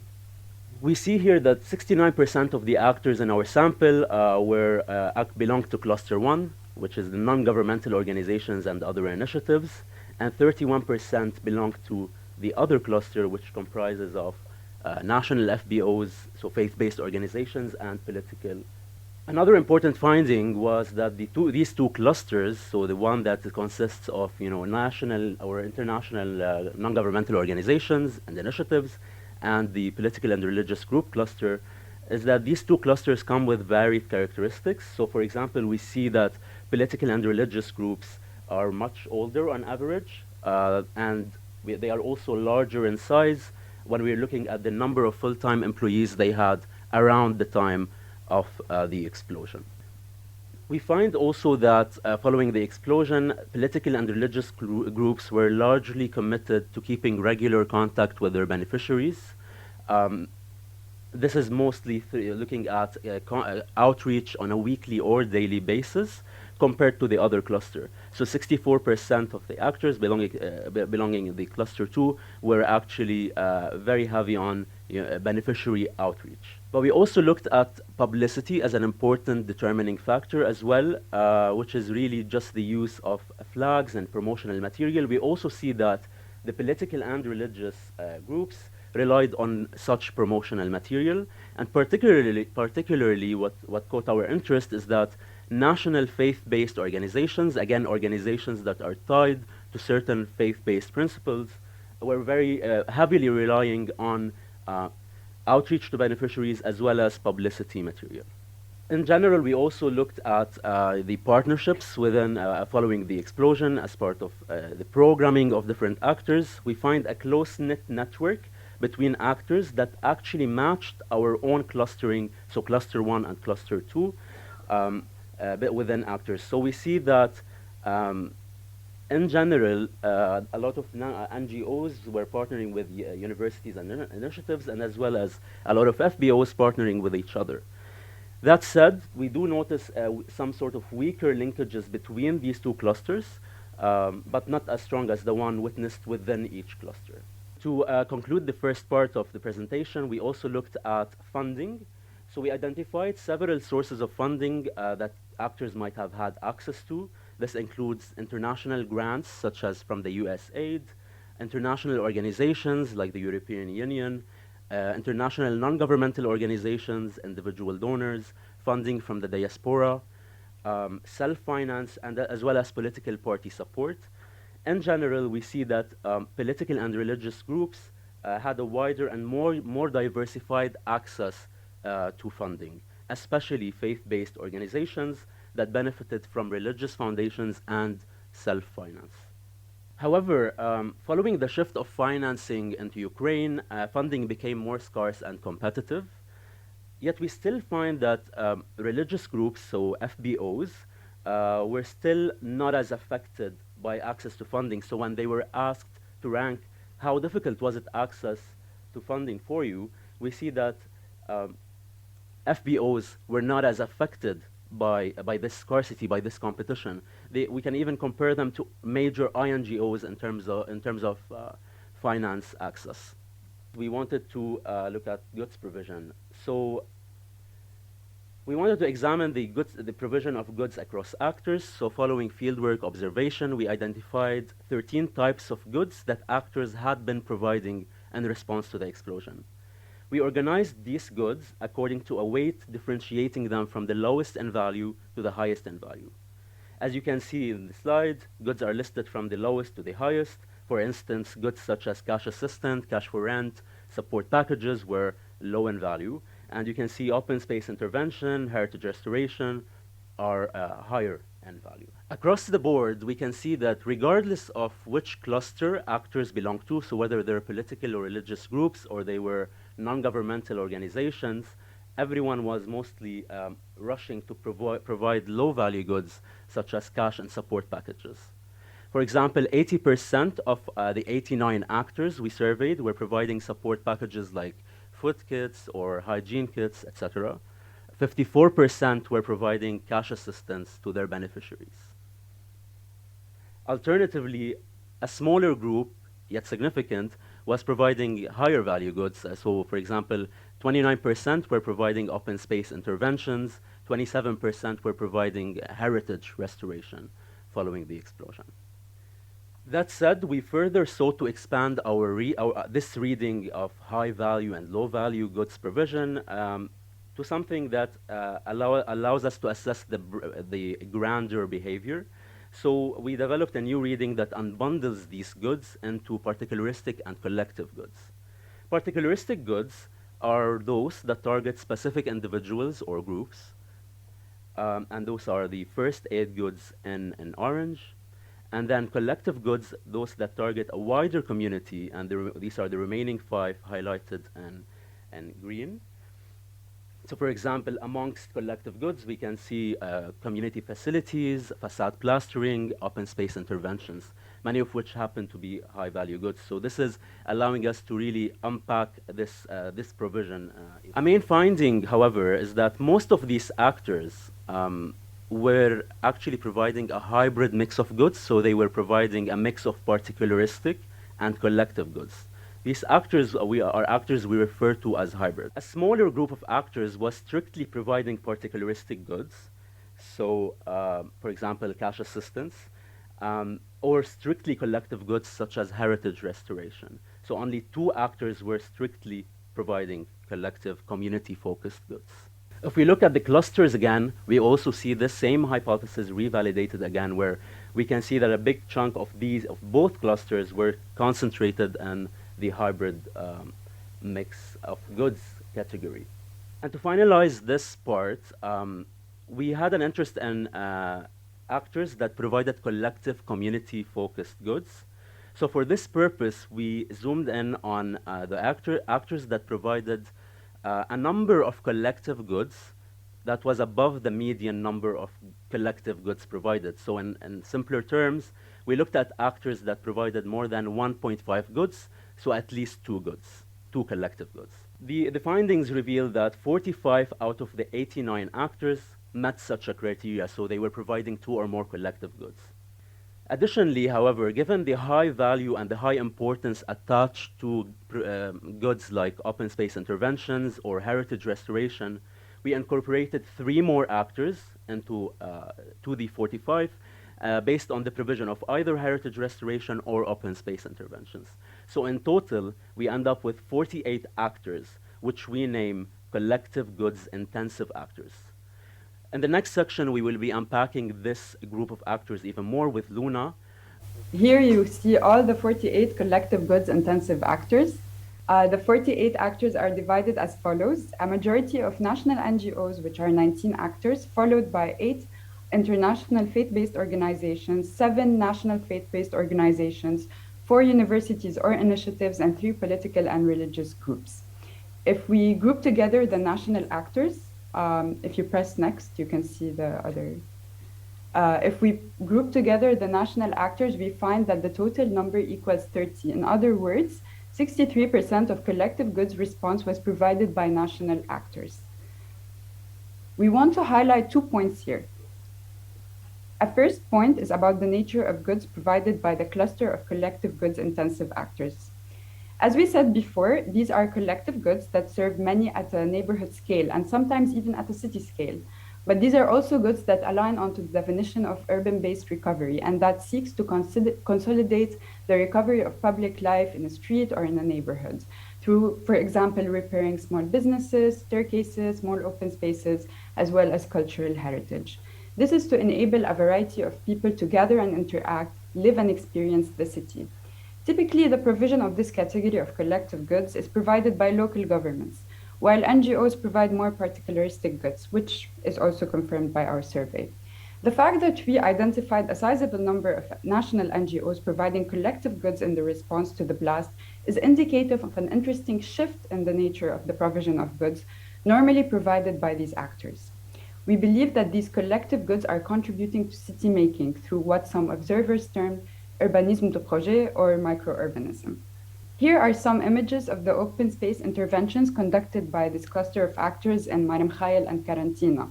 You can see the Vendôme Stairs, Karantina Park, Laziza Park, etc. And here are some images of the heritage restoration they've conducted in Mar Mikhael. There are also some images from Karantina, but we don't really have them at the moment. We also show you here a pilot project developed by one of the university-based actors, the Beirut Urban Lab, which is developing Al-Masar al-Akhdar study in conjunction with other national NGOs and professionals. Our second point relates to all of the actors who provided various types of goods in response to the blast. One interesting approach to analyze their variation in goods provision is through the lens of Three Horizons framework. This framework is developed by Sharp and his colleagues in 2016 and proposes 3 approaches to assess the work of organizations towards inducing change. The first horizon, H1, that you can see in red, is categorized as a managerial mindset that sustains familiar ways of doing things. The second horizon, H2, is the entrepreneurial orientation that seizes an opportunity towards change and uses innovative modalities of action. Finally, the third horizon, H3, is the visionary outlook that carries an imagined future and requires new capacities for transformation. Based on the Three Horizon framework, we find that the majority of actors who responded to the blast can be placed among the first horizon, H1, which indicates the majority of the response operated according to a managerial mindset that does business as usual. Those are actors who provided mainly particularistic goods, hybrid set of goods, including some of the low-value collective goods. The actors who were collective goods intensive actors are situated more so along the second horizon and can be qualified as entrepreneurs who acted resourcefully and brought in new ideas and innovations, namely through their microurbanism and urban-based recovery. None of the actors clearly fit within the third horizon. For example, initiatives that have a visionary outlook, carrying a more progressive imagined future. Perhaps some of them began experimenting with these possibilities, for example, Nation Station, but they discontinued their efforts early on and folded back into a more entrepreneurial approach. We are still exploring further the Three Horizons framework as a lens to understand the variation in actors' response post-blast, but also to critically reflect on the state-building implications given this complex actors' landscape. We actually look further to your input to enrich our research, and thank you for listening, and I'm sorry for any inconvenience that happened throughout the presentation. Thank you. Thank you very much. Extremely interesting presentation. I myself have a few thoughts and comments on those, and I would like maybe later in the conversation to be hearing more about the reason why non-faith-based organization didn't necessarily follow up with its beneficiaries and why that kind of sustainability of engagement wasn't there. Really was struck by the type of task-based financing maybe that was there at some point, and the agenda-based financing that could be there that's maybe more sustainable in a way. It's very interesting also to see really the complexity of the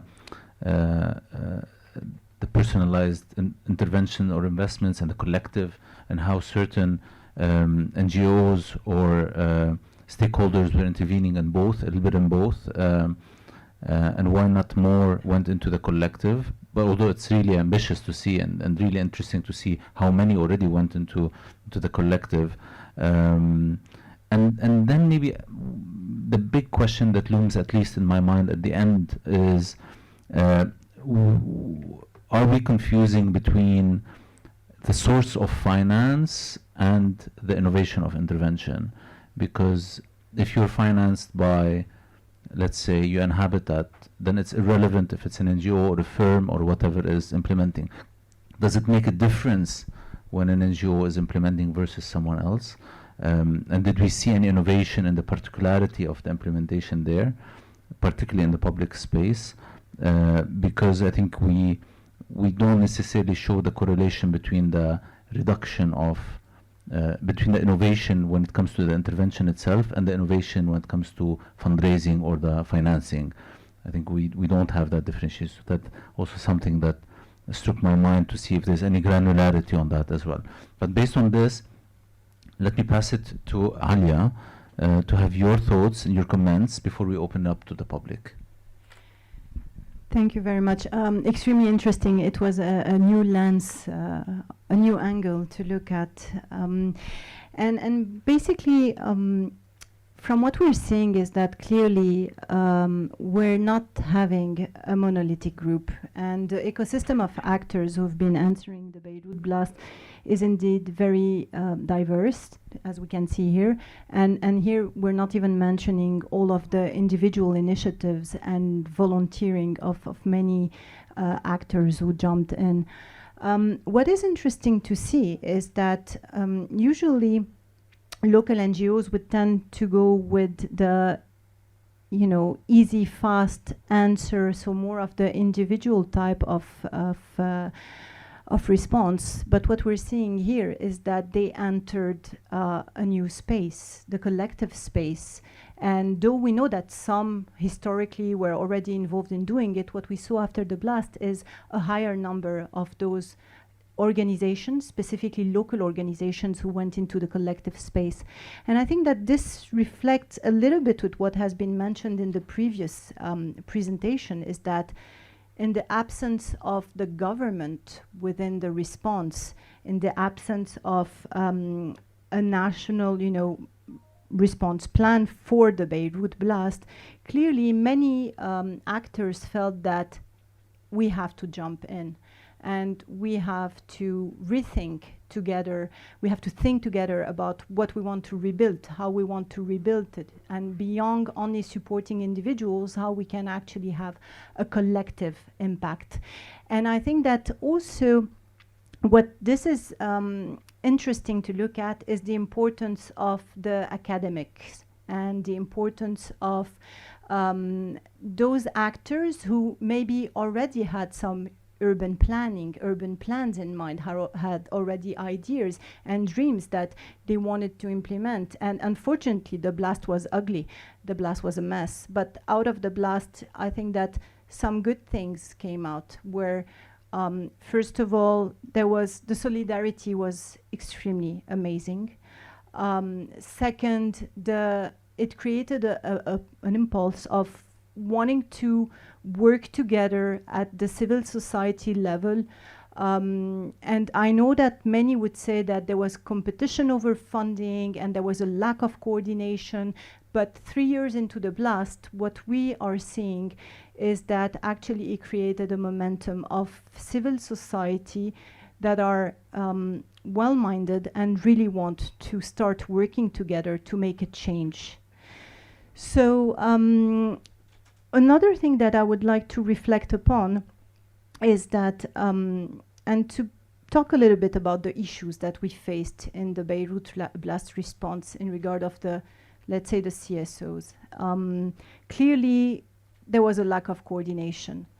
There was a lack of information first, because we did not know who is doing what, and therefore it was very difficult to envision coordination together. Yes, there was some competition over funding, and specifically to implement some of the, what you call the particularistic goods delivery. And what we saw also is many delays in the implementation. So even from the organizations mentioned here, I can see that many of those who were mentioned actually disappeared after once we went into the recovery. Last point I would like to say, because this workshop, this is about disaster governance, and I think that we cannot pass without thinking about what we should do in the future, and specifically in terms of preparedness. We had the earthquake aftershock last week, and if the earthquake had happened closer to us, I'm not sure we would have been prepared to answer this emergency in the right way. I'm not sure that till now we've learned from the Beirut blast response what we need jointly to work on. And just to be very brief, I think that this includes, first of all, to look into how to support further the disaster risk management unit that we have. There are some plans that have to be updated and have to be disseminated. The public needs to know about the emergency plans. The local NGOs need to be prepared, and their staff need to be prepared in case of emergency. We need to map across the CSOs, and even broader than the CSOs, who's doing what, and in case of an emergency, basically what we call the 3W: who, what, where. And last thing that is important, and it was mentioned earlier by Eddie, I think that clearly it's about us also wanting to make change, to move together in the right way, and maybe not be opportunistic in the sense of always relate things to the potential funding that is available, but rather to support and work together on having more of a national strategy for our country, and something that Carol also was saying.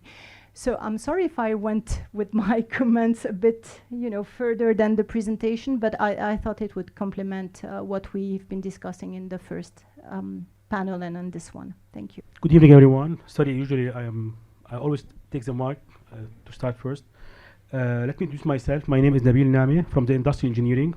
Basically, I have 3 questions, but I want to understand the logic behind my question. My first question is regarding the methodology. First, it's really good, it's really amazing, but the methodology of how you have assessed the level of service provided. So basically starting from cash till the urban spacing or to urban space. But my concern is that based on what the criteria are set, if I am a certain NGO, I would like to follow the donor's requirement and the goals. Basically, it's either based on the number of beneficiary or based on a certain goal or log frame that it's been specified for me. So that's my first question. That will lead to my second question. But regarding what you have mentioned about every interaction or intervention, I would like to go back to the Nahr al-Barid war, actually. That at this stage, I'm not able to identify, at least for the future, any interaction between the urban at this stage and the mobility. Especially if you'd like later on to lead to my third question, what are the aspects? Two, but go ahead. Yeah. Third. Okay. No, the final question, what you just mentioned about the disaster management. So basically, if you don't do any integrated plan to integrate actually from mobility to urban planning, but keep in mind that all the NGOs will be working based on funding, and the fund will be provided based on the number of beneficiary that you are trying to aim, and based on a certain goal set or objective set by the organization. As you mentioned, UN Habitat, they have a different objectives than UNDP, than other donors at this stage. Sorry for taking time, and I thank you again for this presentation. My name is Mohammed. My question, there is currently some internal consultations in the parliament on organizing the field of CSOs and NGOs, whether in national or international. Will this be for the advantage of Cluster 2? Because history has shown that the stakeholders of Cluster 2 are more relied on clientelism for their outreach, or are not diverse enough in the people they target as in response to the blast. Thank you. First question, you spoke about innovation and the architecture of the aid. So talking about it, how we got two questions for UN Habitat and for the World Bank about why CSOs were not part of the heritage restoration and the construction, yet we didn't have any answer. So since you're there, we would love to see why the innovation is not applied, although it was a successful project and it was already, CSOs showed a proven record in doing that. Second question is, I think disaster governance is the name of the game. And yes, as Alia mentioned, if we don't have any we're not prepared to any disaster, especially that if we go back to the 4th of August, the FER, the army jumped in. We had UNDP paying for years for the DRR, yet for political reason, but I don't think they were ready also to take such a work. We had UN OCHA also jumping in, and yet nothing is ready. If tomorrow, unfortunately, we have an earthquake, I think we wouldn't even be sitting here, and we wouldn't even have a place just to help people. So this is very important. Thank you for your questions. So there was a question, I think, on the criteria for the categorization of goods. Generally, the criteria was focused on the cost and the time it required to deliver the good. So we would the assumption is that for cash or lower value goods, it would take less time and would cost less compared to community-focused urban level interventions. And based on these criteria, we categorized the different goods. There was a question on, also I think you asked about the link between funding and innovation on the ground. I think we didn't really go to this granular level of how how funding went, the sort of interventions or projects particular funding went into. But I think we can already see that the last bit of the presentation focusing on community-focused collective goods, already there is an attempt towards innovative projects at the city scale, but I can't give you a full concrete answer as to the linkage between these two. I'm not sure if Mona if you'd like to comment on this, or Luna, I'm not sure, but yeah, I think we don't have data at the granular level to answer that. Yeah, just to answer the question of the young man, you were talking about the consultations at the parliament. We don't know what will be the outcome of this, but clearly what we see is that we've been observing in the past year an increased access constraints for local actors. So clearly there is pushback, and I think that this means that we need to be further unify. We need to be able to find the way to work together and position ourselves in terms of lobbying. Carol was mentioning earlier that civil society should be a lobbying force in order to be able to influence. This is the point that we haven't reached yet. It's work in progress. It takes time, because the key word in this is something that we're lacking in our country, and it's trust. How can local actors can start trusting each other and coming together with a joint objective to achieve? But we still have hope on this. Okay, so thank you. I do have to run to another meeting, so I might not be able to hear the answer to the question, but I'm just gonna go for it because it's more of a suggestion towards how things are being assessed. I do remember filling in the survey, so I'm Leah Zainoun, Director of Strategic Partnerships at Embrace, and I do remember thinking, why is this survey, or why is all of this research only focused on material goods? Because at the end of the day, no matter how much construction and material we offer these people, there has been irreversible damage to their mental and their physical health. And even though we did not experience a physical earthquake, everybody felt the same thing that they felt, and they relived the same trauma that they lived during the earthquake. So I'm just wondering why in this research, which is so important and which can go to so many people, we're erasing an aspect which is already very difficult to fund, which is mental health. Thank you. Thank you for your comment and suggestion. So yes, on this presentation, we didn't actually get into the non-material aspect of provision, but our broader research does include a wider, a particular analysis that pertains to services, which includes psychosocial support, mental health support following the explosion. But this was not, for time constraints, we didn't really unpack this in this presentation. But it is we take this into account in the broader research, which we will hopefully publish soon. I'm Mazen Mour from Nation Station. So in the beginning, like directly after the blast, we were so much like the burden of the blast itself was so heavy on us, and we weren't able to focus on the actual work on the ground. But after now 3 years on, I'm just answering if we can create an emergency coalition or whatever. I think it's impossible to do it on a CSO level. I think we need a higher organizational entity that can control this emergency room, because on CSO level, I think, and we've seen it so far, that most of the CSOs working on the ground, they try to shed the light on their work more.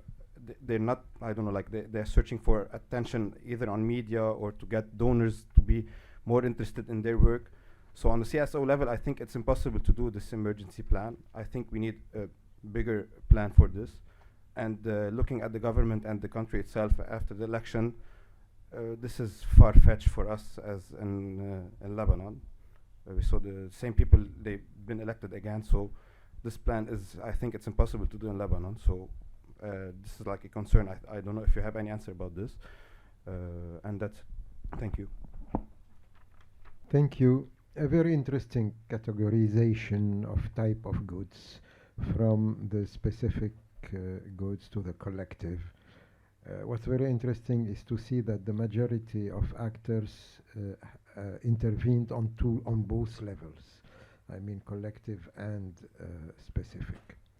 It would be very interesting to apply the same analysis to the 3RF projects. Since the legislative part of the 3RF is blocked, and that the major achievement or is supposed to be in the projects, it would be very interesting to apply the same analysis to the projects of 3RF. I'm saying this because I have the impression that 3RF itself is working mainly, or the projects that have succeeded, let's say, are mainly specific projects. And I'm saying that because some of us have been fighting since 2 years to create this PCU, and it was a complete failure. No reaction, no positive support from the TRF, no positive support from the donors. I know very well that the donors, when we spoke with them, were mainly saying, well, this is too difficult in a country like Lebanon. No, let's help people, let's give them money, let's give them food, let's give them, I don't know what else, let's give them. This is basically the main problem, I think. And the 3RF was trapped into this situation. I'm speaking about a personal experience. Nabil Walbir, and this is actually addressing, possibly answering Mahalkun, the question from Nation Station on the emergency preparedness. I completely agree it shouldn't be the NGOs that are organizing an emergency preparedness or a disaster management response or anything like that, nor should it be the government based on previous experience. It should be both of them together. And that's the whole idea, and this is where the 3RF can be useful. We're bashing on the 3RF a lot today, and somewhat rightly so. But there's also a big opportunity that's there that we shouldn't dismiss completely.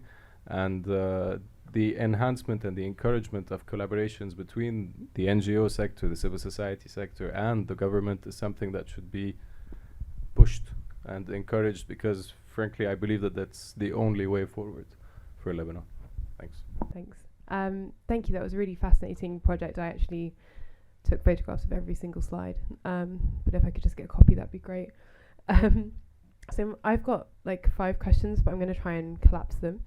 So my first question is about the timeline of this snapshot that you provided of your data. So it feels as though you're talking about the proposed projects and the kind of intended projects. And I was wondering if you could talk a little bit about whether these projects were all delivered and finished. And as part of that response, could you also reflect a little bit on the relationship between this presentation and the first session, where we talked about the kind of the other actors that are involved, and if you could reflect on whether there are any moments of encounter between these CSOs and the state or landowners or the municipality and so on. So just a little bit about the process. Thank you.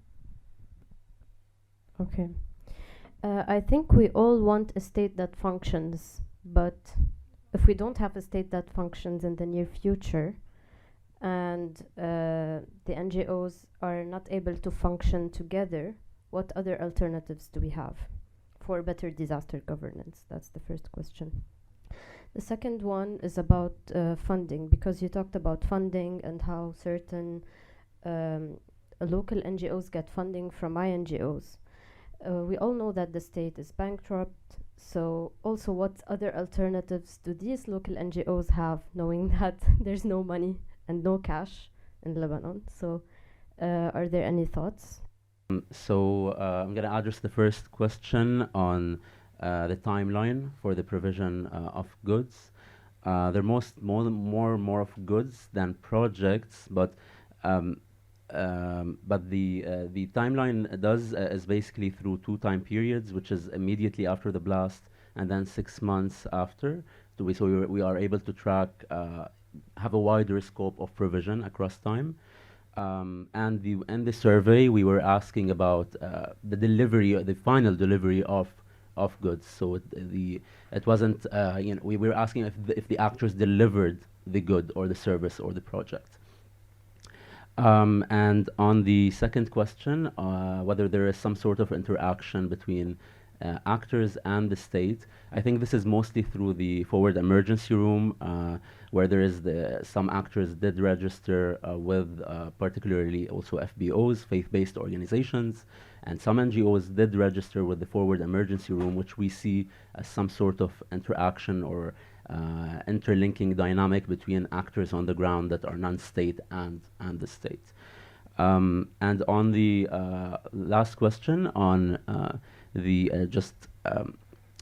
disaster governance and the what alternatives we have in light of state and action, I think one of the main takeaways of the presentation is that we are beginning to see some sort of innovative programming on the ground that's focusing more on the public, on that has a more of a community-focused target in mind, which I think, given the current circumstances and given the the constraints to state resources, is a good alternative. But obviously, this is a much larger question that links to the political economy model of Lebanon and what kind of economic and political alternatives we need, which I think my colleague Sami Zgheb will also shed light on towards the end of next, actually. So yeah, that's it. Thank you, Hassan. Just a couple of things. So thank you, Nabil, for answering the question. Actually, yes, I totally agree with him. We're not looking at having a republic of NGOs, and clearly this is not what we're asking for, and we cannot do it anyway. So I think that to answer your question about what should we do if the state is not functioning, and if you mentioned the CSOs cannot function well together.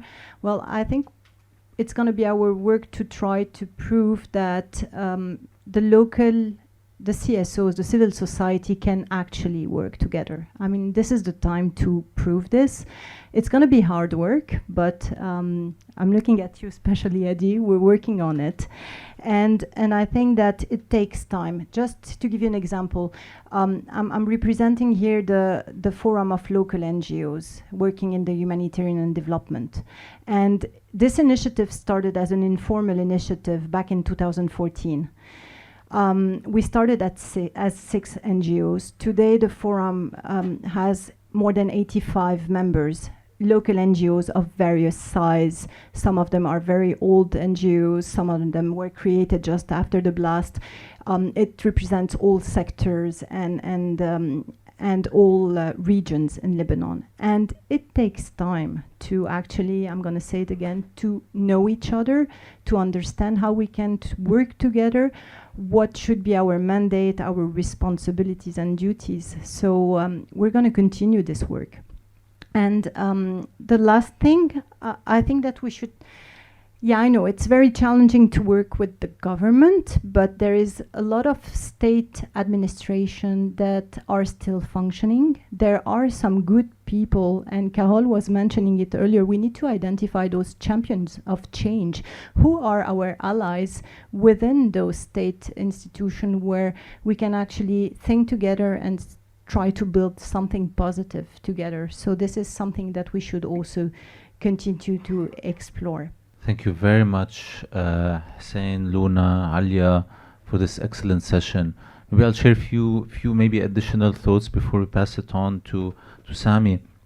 You know, I felt a lot of from the questions are like, what do we do in a case of emergency, and what's the role today of state, and what's the role of all the experience that was built? And maybe that's not the role of your presentation, but maybe it triggered a little bit of thinking on, from all of those, what do we take as an experience? What do we want to build sustainably? Maybe it doesn't need to take the place of state, but it did create a lot of experience. And what are the experience within those that are sustainable and those that are not? Maybe I think that could be also maybe something that we could touch into. And I feel that we don't look back to that period enough. Maybe we're not distant from it enough, but a catastrophe or a disaster won't wait until we learn, retrospectively too much from an experience. But there's so much to learn from those past 2.5 or 3 years, and also from the past experiences. And I don't think we do a good job to do that. And talking about the role of government, civil society, the forward emergency room, there's so many things that happened that now we left behind somehow progressively, and we leave them maybe to a 10-year evaluation in the future to do another conference maybe. But I think there's so much we can build on. I will not answer Eddie, of course. Everyone knows that I won't do that. But I will continue the conversation with you. And Jad, I know that your question is a little bit directed to me, and I take it. I think the last thing I would say, the last thing I would be putting forward as a success is the LFF, the projects. I think I wish, and I would like to see rather, the 3RF being a success in making sure that civil society and the energy that is existing in this country is brought closer to government, not to replace government, not to be in the same room with government, but being brought closer to government to deliver something interesting for the future. And I think the founding mothers and fathers of the 3RF maybe had that in mind, although time changes a lot of things. And I hope that the entire process that we've been through and that was reflected in this presentation could invite us to rethink even the things that we thought are correct or right, and build and shift those instruments to do something different in the future and better. So from here, I would again like to thank Hussein, Luna, and Alia, and pass it on to Sami. I'm Sami Zghaib. I'm the research manager of the Policy Initiative, and I want to thank everyone for staying until now. I think maybe just take to kind of have some closing notes, and maybe when I was asked to kind of prepare and think about how what are the sort of main takeaways and how can we really understand our findings not in a vacuum and only look at the 3RF, but maybe try to use these findings to inform our broader understanding of the Lebanese political economy. I mean, these findings that we have should be situated there in this understanding of the broader macro view. And I think here there are two kind of questions that I think need rethinking. The first one is related to the limit of CSOs in a state building process. And I think this has been tested. And I think maybe now is a good time to take a step back and to really critically think about the role of CSOs and what role do they play in state building in the first place. On the second level, I think also there is a serious question that should be asked regarding the conditionality problem. And I think there is a question that should be asked about, can conditional aid be a vehicle of reform within the current political economy model, or are we kind of beyond it? So I think both of these limits are being tested. And just to share some points on the first question regarding the CSOs and their role in the state building process, I think that there is this celebration of the vibrancy of the Lebanese civil society, which I think is warranted because we do have a vibrant civil society. We have the active, we have a very, very good people within this sector. However, I feel that we often forget that this is in fact not a symptom of a success when it comes to the state. I think this is the result of a weakness in the state functions, where civil society have to really take that and fill that void that is being that's being left there. But also, I feel, we should not really vilify the civil society at the same time. I think we should not celebrate it and say this is fantastic and we should keep doing what you are doing now and broadening the sector further, and we should not also vilify it.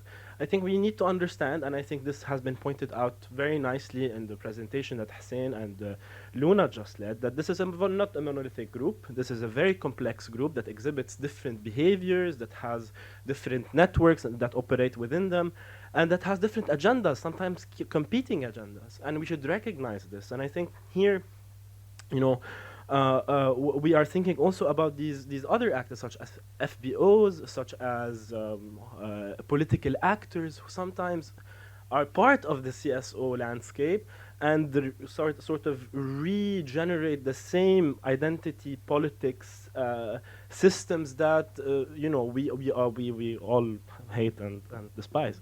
So here, I think also that this complexity and this diversity is often leading to fragmentation. And I think as much as I hope, as Alia was saying, that people can talk to each other and try to build coalitions, etc., etc., etc. I think it's quite difficult to do so. Maybe the civil society's role in the state building process being stretched. This is what I'm trying to say. And here, the civil society at the end of the day and these organizations are not political groups. They are not. They do not. They do not represent any constituency. I think they cannot really mobilize. They barely have enough money to operate, and regardless of going and being represented to committees and making consistent commitments. So I think here. Also, the donor dependency, I think, also is a problem that we need to think about. How much of an impact is that having?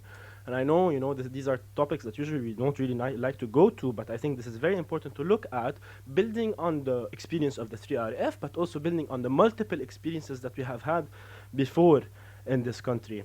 And I think here, for me, kind of an understanding of sorts would be to broaden our understanding of civil society in Lebanon. Not only look at it from an NGO perspective. Do not look at it also only from, the NGOs and the state and this duality. And then I feel, we should have a more flexible view of what civil society is and be more inclusive. And here I feel, there is a place, a very important place for neighborhood committees, because these committees have actual consistencies. They are constituencies. They are representative of a group, of a community. I think also on the level of professional syndicates, the syndicate of engineering, the syndicate of lawyers, I see a very important role to play there. And also political groups. And maybe we should go all the way and involve political groups, because these are the people who produce the elected individuals who rule this country. And we cannot sort of keep neglecting that and moving beyond it. And I think here it's also what, echoing what Carol was saying, rethinking, not only isolating the state and saying we are not going to work with the state. I think this is a very dangerous rhetoric. And I think maybe here we have to think, how can we, CSOs, international community, work on rebuilding some interesting pockets of excellence that exist within the state, instead of saying everyone in the state is corrupt and we will never work with them. So I think lastly on this point, that constraining our view and the inclusion of CSOs to only NGOs also leads to a phenomenon of professionalization of activism. And I think this is really, I may be guilty of it myself, but where politically involved citizens should practice politics and activism as a vocation in order to be at the table. Otherwise, you cannot really participate in these arenas. And I think also this is dangerous, and we should think about it. On the second question regarding the conditional aid and the vehicle of reform, I think the answers to these to the questions that I'm going to present now go way beyond my pay scale and my ability to think. But after Lebanon's experience with conditionality, and as Wasim said it. We Paris 1, Paris 2, Paris 3, Sadr, etc. And the failure of aid, and we have seen this, and we are quite comfortable saying it, that aid as a vehicle of state building has failed. How can we, can kleptocrats in the first place, kleptocrats, those who rule us, be incentivized to reform through the conditional aid model? Or have we really reached the limits of conditionality? And if we have reached the limits of conditionality, what comes after it? And here, maybe we should veer our thinking back to the domestic. And we should start thinking, really, what kind of domestic collective action, organizing, movements, collaborations, and actors do we need to foster to regain agency? I think this is really important to drive reform forward through a domestic agenda rather than keep relying on innovative, interesting institutional frameworks that can drive forward reform. So, that's all I have to say. I open it up if you guys have any feedback on that, and if not, I would then thank everyone. Cheers.